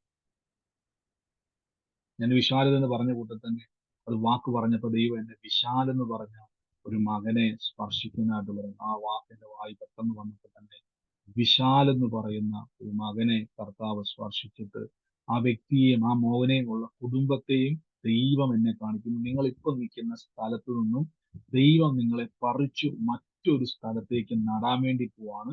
ഇപ്പോഴുള്ളതിലും മേൽത്തരമായ ഒന്നിലേക്ക് ദൈവം നിങ്ങളെ മാറ്റി പാർപ്പിക്കും. ഒരിക്കലും ചിന്തിക്കരുത് നഷ്ടത്തിലേക്ക് ഞാൻ പോവുകയല്ല. ദൈവം നിങ്ങളെ അതിനുവേണ്ടി ഒരുക്കാൻ വേണ്ടി പോവാണ്. അനുഗ്രഹിച്ചെന്ന് പ്രാർത്ഥിക്കുന്നു. ഓരോരുത്തരെയും ബ്ലസ് ചെയ്യുന്നു. ഒന്ന് ചെക്ക് ചെയ്തേ പറ്റും. നിങ്ങളുടെ ശരീരത്തോട് പറഞ്ഞേ പറ്റത്തുള്ളൂ, എനിക്ക് ആരോഗ്യം വന്നിരിക്കും. വിട്ടുകൊടുക്കരുത് കേട്ടോ. ഈ പറയണം, എന്റെ സൗഖ്യം കർത്താവെ യേശുവിൽ എനിക്ക് അവകാശമാണ്. എപ്പോഴും ഓർത്തോണം, രോഗം വരുമ്പോൾ ഓർത്തോണം പിശാചിന്റെ ആഗ്രഹം. അവൻ കൈയടിക്കുക, ഇപ്പൊ തീരും. ഉടനെ തിരിച്ചറിഞ്ഞണം, ഇത് ആഗ്രഹം ദൈവത്തിന്റെ തന്നെ. ഞാൻ ദൈവത്തിന്റെ പ്ലാനിലേക്ക് കയറുന്നു. യേശുവിന്റെ മുറിവിൽ എനിക്ക് ആരോഗ്യം ഉണ്ടായിരിക്കും. അത് പറഞ്ഞുകൊണ്ടിരുന്നാൽ മതി. കർത്താവിന്റെ ആരോഗ്യം നമ്മളിലേക്ക് പ്രവേശിക്കും. അനുഗ്രഹിച്ചെന്ന് പ്രാർത്ഥിക്കുന്നു. അത്ഭുതത്തിന് നന്ദി. യേശുവിന്റെ നാമത്തിൽ തന്നെ ആമേൻ. ഹല്ലേലൂയ. കർത്താവ് നമ്മളെ സമൃദ്ധമായിട്ട് അനുഗ്രഹിക്കുന്ന ദൈവത്തിന്റെ വൻകൃപയ്ക്ക് ഞാൻ സ്തുതിക്കുന്നു. നമുക്ക് ഒരുമിച്ച് ഇന്ന് പ്രാർത്ഥിക്കാം. ഈ സമയത്ത് ആർക്കെങ്കിലും പ്രാർത്ഥനാ വിഷയമല്ല, നിങ്ങൾക്ക് ഈ സമയത്ത് ആർക്കെങ്കിലും ഒരുമിച്ച് പ്രാർത്ഥിച്ചു കഴിഞ്ഞു, നിങ്ങളുടെ സകല വിഷയങ്ങളും നിങ്ങൾ ഇനി എന്നോട് പറഞ്ഞില്ലേലും കുഴപ്പമില്ല, സെറ്റിലായി കഴിഞ്ഞു. അതിന്റെ റിസൾട്ട് കാത്തിരുന്നോണം. കർത്താവ് അതിന്റെ മേൽ പ്രവർത്തിച്ചു കഴിഞ്ഞു. ഈ നിമിഷം ആർക്കെങ്കിലും നിങ്ങൾക്കൊരു സാക്ഷ്യമോ ദൈവിക ആലോചന ഇടപെട്ടതോ പറയാനുണ്ടെങ്കിൽ ചുരുക്കം വാക്കുകളിൽ വേഗത്തിൽ ഉള്ളവരാരെങ്കിലും ഉണ്ടെങ്കിൽ പറഞ്ഞാട്ടെ. അതിനുള്ള സമയമാണ്. ഉള്ളവരാരെങ്കിലും ഉണ്ടെങ്കിൽ പറഞ്ഞാട്ടെ. നാം വിശ്വാസ പ്രഖ്യാപനങ്ങളെ പറയാൻ വേണ്ടി പോവാണ്. ഉള്ളവർ പറഞ്ഞാട്ടെ. ഹലോ ബ്രദറെ. ബ്രദർ സാറ്റർഡേ ഒരു മേഴ്സിക്ക് വേണ്ടി പ്രാർത്ഥിച്ചില്ലേ? അപ്പം അത് പറഞ്ഞു കഴിഞ്ഞ് അതിന്റെ ലാസ്റ്റിൽ പറഞ്ഞു ഒരു അനിഷ്മയെ ദൈവം സ്പർശിക്കുന്നെന്ന്. അപ്പൊ ആ മേഴ്സിയുടെ ഫാമിലിയിലുള്ളതാണോ ഈ അനിഷ്മ? ഞാൻ ശരിക്കും കേട്ടില്ലായിരുന്നു. എന്നത്തെ മീറ്റിംഗ്? ശനിയാഴ്ചത്തെ ബ്രദറെ. അപ്പൊ അതിന്റെ ഒരു ടെസ്റ്റിമണി ഒരു സിസ്റ്റർ പറഞ്ഞായിരുന്നു, പക്ഷെ അന്വേഷണയുടെ കാര്യം പറഞ്ഞില്ല. സിസ്റ്റർ ഒരു കാര്യം സിസ്റ്റർ, ആ ശനിയാഴ്ചത്തെ പ്രയർ ഒന്നുകൂടെ സിസ്റ്റർ നമ്മുടെ യൂട്യൂബിൽ പോയി കേൾക്കുക. കാരണം വെച്ചാൽ ഞാൻ പറഞ്ഞു, നമുക്ക് ആ സമയത്ത് വരുന്ന ആലോചനകളാണ്. അപ്പൊ എന്ത് ചെയ്യാം, അതിനോട് ഞാൻ അതുകൊണ്ട് റെസ്പോണ്ട് ചെയ്യുക എന്ന് പറഞ്ഞത്. ഞാൻ പറഞ്ഞു, നമ്മുടെ ആ സമയത്ത് നമ്മൾ പെട്ടെന്ന് പരിശുദ്ധാത്മാവിന്റെ ഫ്ലോ വരുമ്പോൾ വെളിപ്പെടുന്നതാണ് അതൊക്കെയും. അപ്പൊ ആ കുടുംബത്തിന് വേണ്ടി ജസ്റ്റ് പ്രാർത്ഥിച്ചുകൊണ്ടിരിക്കുക. അവരോട് പറയുക, കർത്താവ് ഈ ദിവസങ്ങളിൽ വലിയൊരു കാര്യം നമ്മുടെ കുടുംബത്തിൽ ചെയ്യാൻ വേണ്ടി പോകുന്നുവെന്ന് അവരോട് പറയുക. കർത്താവിനാൽ അത് സംഭവിക്കുമെന്ന് പറയുക. അത് ദൈവത്താൽ സംഭവിക്കുമ്പോൾ അത് സാക്ഷ്യമായിട്ട് മാറും കേട്ടോ. മേഴ്സിയുടെ കാര്യത്തിൽ ഒരു സിസ്റ്റർ അതിന്റെ പിന്നെ ടെസ്റ്റിമണി പറഞ്ഞായിരുന്നു. പക്ഷെ അനിഷ്മ എന്ന് പറയുന്ന ആള് എന്റെ ഡോട്ടറിലോ ആണ്. അപ്പം ഞാൻ അതുകൊണ്ടാ ചോദിച്ചത്. തീർച്ചയായിട്ടും സിസ്റ്റർ, ഞാൻ പറഞ്ഞില്ല, അത് റിസീവ് ചെയ്യാം. സിസ്റ്ററുമായിട്ട് ലൈഫുമായിട്ട് അതിന് ബന്ധമുണ്ടെങ്കിൽ അത് തീർച്ചയായിട്ടും സിസ്റ്റർ അത് റിസീവ് ചെയ്തോളും കേട്ടോ. ഞാൻ അതിന് സ്വീകരിക്കുന്നു യേശുവിന്റെ നാമത്തിൽ. ആ ആലോചന പ്രകാരമുള്ള പ്രകാരമുള്ള അനുഗ്രഹം എന്റെ മേൽ, എന്റെ കുടുംബത്തിന്റെ മേൽ സംഭവിക്കട്ടെ എന്ന് ഞാൻ അതിനെ ആമേൻ പറഞ്ഞ് സ്വീകരിക്കുന്നു പറഞ്ഞാൽ മതി കേട്ടോ. എന്നിട്ട് അതിന്റെ റിസൾട്ട് വ്യത്യാസം എനിക്കൊരു സാക്ഷിയുണ്ട്. പറഞ്ഞു. എനിക്കൊരു സാക്ഷിയുണ്ട്. ഇന്ന് രാവിലെ നടു നന്നായിട്ട് നുളുക്കി എനിക്ക് നടക്കാനും നൂന്ന് നിൽക്കാൻ വയ്യാത്ത അവസ്ഥയിൽ ഞാൻ ഒത്തിരി ഭാരപ്പെട്ടു. പെട്ടെന്ന് ഞാനൊരു ബെൽറ്റ് എടുത്ത് കെട്ടിയപ്പോഴും എനിക്ക് നല്ല രീതിയിൽ നടക്കാൻ വയ്യായിരുന്നു. പെട്ടെന്ന് ദൈവാത്മാവ് എന്നെ പ്രേരിപ്പിച്ചു, ബെൽറ്റ് അഴിച്ചു കളഞ്ഞിട്ട് യേശുവിന്റെ തിരുമുറിവിനാൽ സൗഖ്യം വരട്ടെ എന്ന് പറയാൻ ദൈവാത്മാവ് എന്നെ പ്രേരിപ്പിച്ചു. ഞാൻ പെട്ടെന്ന് തിരുമുറിവിനാൽ സൗഖ്യം വരട്ടെ എന്ന് അങ്ങനെ പ്രാർത്ഥിച്ചു. 5 മിനിറ്റ് കഴിഞ്ഞപ്പോൾ എനിക്ക് പൂർണ്ണ സൗഖ്യം വന്നു. യേശുവിന് ആമേൻ നന്ദി. ആമേൻ. വലിയൊരു സാക്ഷ്യമാണ്. നിങ്ങൾ ഒരാള് സാക്ഷ്യം പറയുന്നത് നിങ്ങൾ കഴിവതൊന്നും ചെയ്യണം. അത് വലിയൊരു സാക്ഷ്യമാണ്. കാര്യം പറഞ്ഞ നടു ഉളുക്കി ബെൽറ്റ് എടുത്തിട്ട് നടക്കാൻ പറ്റാത്തൊരവസ്ഥ വന്നു. പെട്ടെന്ന് ഹൃദയത്തിൽ പരിശുദ്ധാത്മാവ് ഓർപ്പിച്ചു, കർത്താവിന്റെ തിരുമുറിവിൽ സൗഖ്യം ഉണ്ടല്ലോ. ഉടനെ സഹോദരി എന്ത് ചെയ്തു? ആ വേദന അവിടെ ഉണ്ട് എന്ന് ഓർത്തോണം. വേദന നമുക്ക് ഈ നടുവൊക്കെ വെട്ടിയുള്ള വേദന അനുഭവിച്ചവർക്ക് അറിയാൻ പറ്റും. ഞാൻ അനുഭവിച്ചിട്ടുള്ളതാണ്. നമുക്ക് വല്ലാത്ത ബുദ്ധിമുട്ടാണ്. ആ ബെൽറ്റ് അഴിച്ചു മാറ്റിയിട്ട് സിസ്റ്റർ എന്ത് ചെയ്തു? ആ കേട്ടതുപോലെ തന്നെ കൈവച്ചെന്ന് പ്രാർത്ഥിച്ചു, കർത്താവിന്റെ തിരുമുറിവിനാൽ എനിക്ക് ആരോഗ്യം വന്നിരിക്കുന്നു, സൗഖ്യം വന്നിരിക്കുന്നു പറഞ്ഞു കേട്ടല്ലോ. നിമിഷ നേരത്തിനുള്ളിൽ ആ വേദന അവിടെ നിന്ന് വിട്ടുമാറി ഇന്നിവിടെ സാക്ഷ്യം പറയാൻ ഇടയായി തീർന്നു. ഇതാ ഞാൻ പറഞ്ഞു, നമ്മുടെ മുമ്പിൽ ദൈവത്തിന്റെ പ്ലാൻ ഉണ്ട്, പിശാചിന്റെ ആഗ്രഹമുണ്ട്. നിങ്ങൾ വചനം പറയും. ഇപ്പൊ സിസ്റ്റർ പറഞ്ഞില്ല, ആ സമയത്ത് വചനം പറയാനാണ് പരിശുദ്ധാത്മാവ് ഓർപ്പിച്ചത്. ശ്രദ്ധിച്ചു നോക്കി, വചനം പറഞ്ഞ് പ്രാർത്ഥിക്കാൻ പറഞ്ഞു, പ്രാർത്ഥിച്ചു, കൈവച്ചു, സൗഖ്യമായി. ഇങ്ങനെ നിങ്ങളും ചെയ്യുക, കാണുന്നത് വരെ ചെയ്യുക, സൗഖ്യം കാണുന്നത് വരെ ചെയ്തുകൊണ്ടിരിക്കുക. നിങ്ങളിലും അത് സംഭവിക്കും. ബ്രദറെ, എനിക്കൊരു സാക്ഷിയുണ്ട്.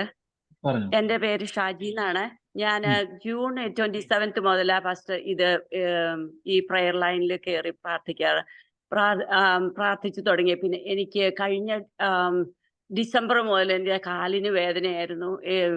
എൻ്റെ പ്ലാന്റാർ ഫാഷ്യാറ്റിസ് എന്ന് പറയുന്ന വേദനയായിരുന്നു. പിന്നെ അത് കഴിഞ്ഞ് പിന്നെ എനിക്ക് എൻ്റെ ടെൻഡൻ എല്ലാം വേദന തുടങ്ങിയായിരുന്നു.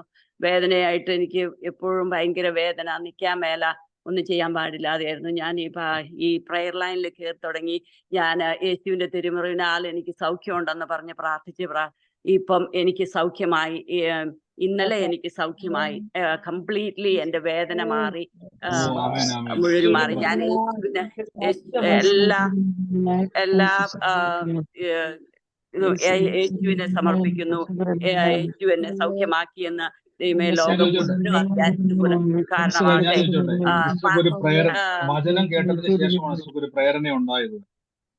അതെ. അതിനു മുമ്പ് എനിക്ക് അങ്ങനെ പ്രാർത്ഥിക്കാൻ അറിയത്തില്ലായിരുന്നു. ഞാൻ സ്നാനപ്പെട്ടതാണ്. ഞാൻ ഇതൊക്കെ കേൾക്കുന്നുണ്ടെങ്കിലും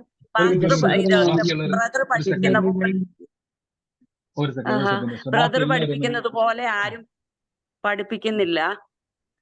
എനിക്ക് ശരിക്കും ഒരു കുഞ്ഞു പിള്ളേരെ പഠിപ്പിക്കുന്നത് പോലെ ശരിക്കും മനസ്സിലാക്കി വചനവേദത്തിന്റെ ശക്തിയും വചന നമ്മൾ എങ്ങനെ പറയണമെന്നും പറയുവാൻ എനിക്ക് ഇടയായത് ഈ പ്രാർത്ഥനയിൽ കയറിയിട്ടില്ല. ഞാൻ ദൈവത്തെ സ്തുതിക്കുന്നു. ഒരു സെക്കൻഡ്, നിങ്ങൾ എല്ലാവരും ഞാൻ ശ്രദ്ധിച്ചോണം. ഒരാൾ പറയുമ്പോൾ കഴിവതും ഒരു സാക്ഷ്യം പറയുമ്പോൾ നിങ്ങൾ ഇപ്പോഴും മ്യൂട്ട് മാറ്റി. അതുകൊണ്ടാണ് നിങ്ങൾ എല്ലാവരെയും മ്യൂട്ട് മാറ്റിയിട്ടിരിക്കുന്നത്. സിസ്റ്ററെ ആശാമത്തി ഇപ്പൊ മ്യൂട്ട് മാറ്റാവേ. ഒരു മിനിറ്റ് എല്ലാവരും ഒന്ന് വെയിറ്റ് ചെയ്യണേ.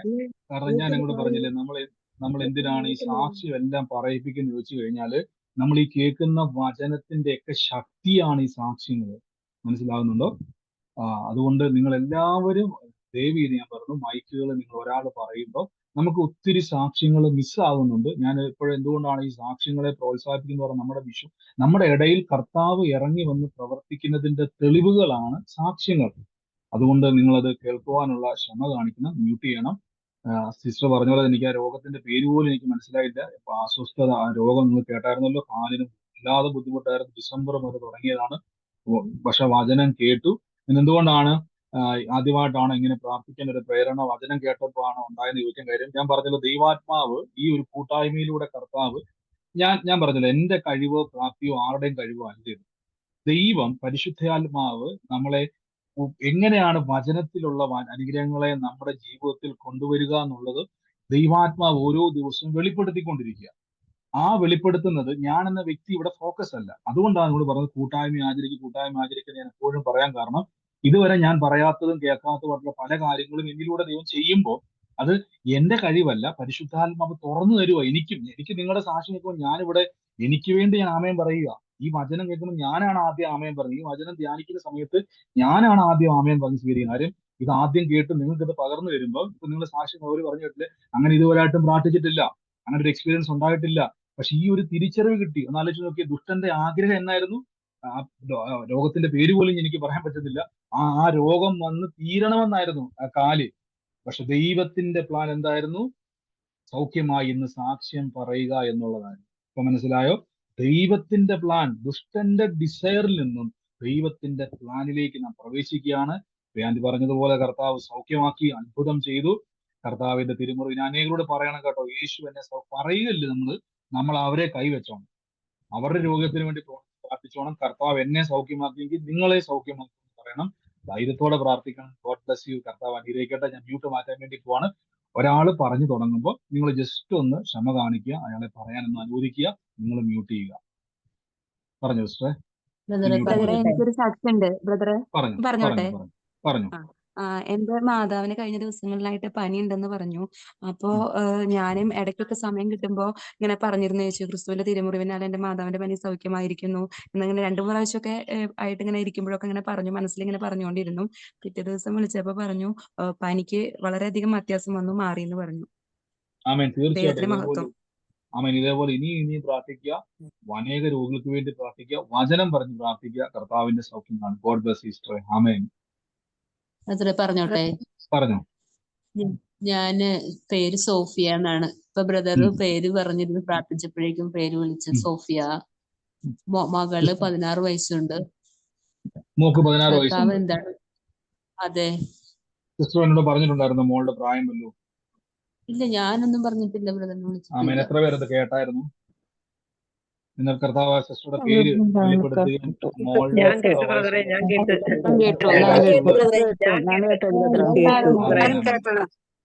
ഇത്രയും വയസ്സുള്ള ഒരു മോളുടെ കാര്യവും കർത്താവ് വെളിപ്പെടുത്തി. സിസ്റ്ററെ, കർത്താവ് എന്നെ കാണിച്ചു. നിങ്ങളുടെ കുടുംബത്തിന്റെ അകത്ത് കർത്താവ് നിങ്ങളുടെ ജീവിതത്തെ സ്പർശിക്കാൻ വേണ്ടി പോവാണ്.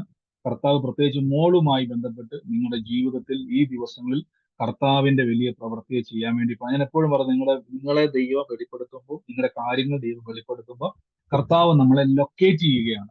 ദൈവം നമ്മളെ തൊടുകയാണ്. നമ്മുടെ വ്യക്തിപരമായിട്ട് നമ്മുടെ ജീവിതത്തിൽ ദൈവം നമ്മളെ കണ്ടുവെന്നും നമ്മുടെ പ്രാർത്ഥനയ്ക്ക് ഒരു മറുപടി ദൈവം തരാൻ പോവാന്നും നമ്മുടെ കർത്താവ് പറഞ്ഞു. ഈ ദിവസങ്ങളിൽ ദൈവം വലിയൊരു സമാധാനത്തെ ദൈവം അയക്കാൻ വേണ്ടി പോവാണ്. എന്നോട് ഇങ്ങനെ ഒരു വാക്ക് പറയുന്നു, നിങ്ങളുടെ പ്ലാനുകളല്ല, ദൈവത്തിന്റെ പദ്ധതികളെ കർത്താവ് വരും ദിവസങ്ങളിൽ, വർഷങ്ങളിൽ തുടരാൻ വേണ്ടി പോവാണ്. ഈ ദിവസങ്ങളിൽ ഇങ്ങനെ പ്രാർത്ഥിക്കണം, കർത്താവേ അങ്ങയുടെ പ്ലാൻ പ്രകാരം ഞങ്ങളെ നടത്തണമേ എന്നൊരു പ്രാർത്ഥന ഈ ദിവസങ്ങളിൽ പ്രാർത്ഥിക്കുമ്പോൾ ചേർക്കണം. അങ്ങനെ ഒന്ന് പ്രാർത്ഥിച്ചു നോക്കിയാൽ കർത്താവ് പറയും, നിങ്ങളെ മേൽത്തരമായ ഒന്നിലേക്ക് ദൈവം നിങ്ങളെ കൊണ്ടുപോകും. അതിനുവേണ്ടി ദൈവം നിങ്ങളെ ഒരുക്കട്ടെ സിസ്റ്ററെ. അങ്ങനെ പ്രാർത്ഥിച്ചാൽ മതി. കർത്താവ് നിങ്ങൾ എന്നെ ഇങ്ങനെ പറഞ്ഞു, നിങ്ങളുടെ പ്ലാൻ അല്ല, അതെല്ലാം മാറ്റിവെച്ചു, ദൈവത്തിന്റെ വലിയ പദ്ധതികളെ ദൈവം തുറക്കാൻ വേണ്ടി പോവാം. ആമേൻ. കർത്താവ് അനുഗ്രഹിക്കട്ടെ സിസ്റ്ററെ. God bless U.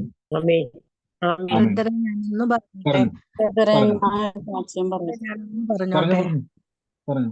ബ്രദറെ, എനിക്ക് വേണ്ടി ബ്രദർ കുറച്ച് ദിവസമായിട്ട് ഇങ്ങനെ ആലോചനകൾ പല പ്രാവശ്യമായിട്ട് പറഞ്ഞു, ഇന്റർവ്യൂ അറ്റൻഡ് ചെയ്യും, ഇത് സീൽ വെച്ച് ഓർഡർ വരുമെന്ന്. അപ്പൊ ഇന്ന് ഇതൊരിക്കലായിട്ടും വന്നില്ല. 24-ാം തീയതി ആയിരുന്നു ഇന്റർവ്യൂ. അപ്പൊ ഞാൻ പക്ഷെ ബ്രദർ പറഞ്ഞതനുസരിച്ച് വിശ്വാസത്തിൽ ഞാൻ പ്രതീക്ഷിച്ചിരിക്കുകയാണ്. അപ്പൊ ഇന്ന് ബ്രദർ പറഞ്ഞു, ഒരു ലെറ്റർ കറുത്ത ബാഗിനകത്തിരിക്കുന്നു, അത് ഇങ്ങനെ ഒരു സ്ത്രീയുടെ കയ്യിൽ ഇരിക്കുന്നു, അത് ലെറ്റർ അങ്ങനെ പറഞ്ഞു. അത് എന്നെ ഇന്റർവ്യൂ നടത്തിയ ചെയർമാന് ഒരു കറുത്ത കണ്ണട വെച്ച ഒരു ലേഡിയാണ്. അപ്പൊ ഞാൻ വിശ്വസിക്കുക അവരുടെ കയ്യിൽ എന്റെ ലെറ്റർ എന്നെ അയക്കാൻ വേണ്ടിയിട്ട്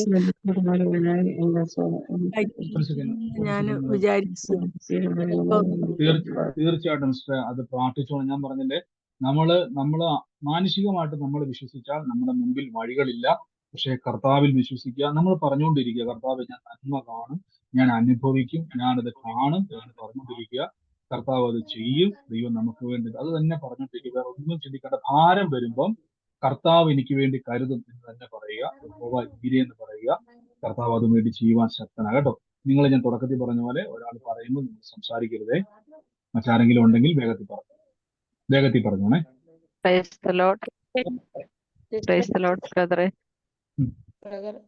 ഹലോ, എന്തോ പറഞ്ഞു പറയട്ടെ ബ്രദറെ?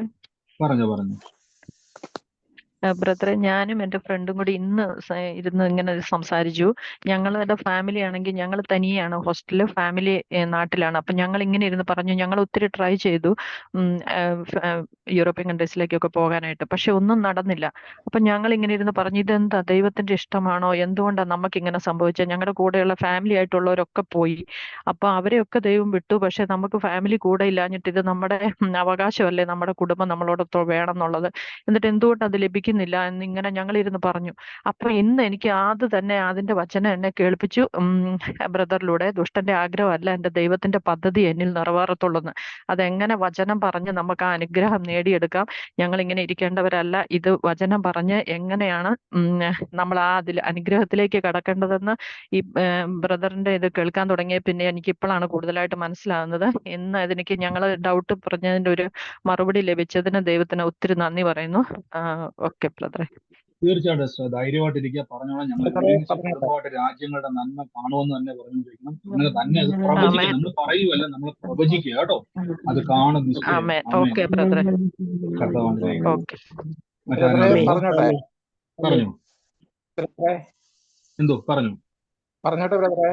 പറഞ്ഞു ബ്രദർ ആദ്യം ഒരു സനലിന്റെ കാര്യം പറഞ്ഞായിരുന്നില്ലേ ബ്രദറെ? അതെല്ലോ, സനലി എന്റെ സുഹൃത്താണ്.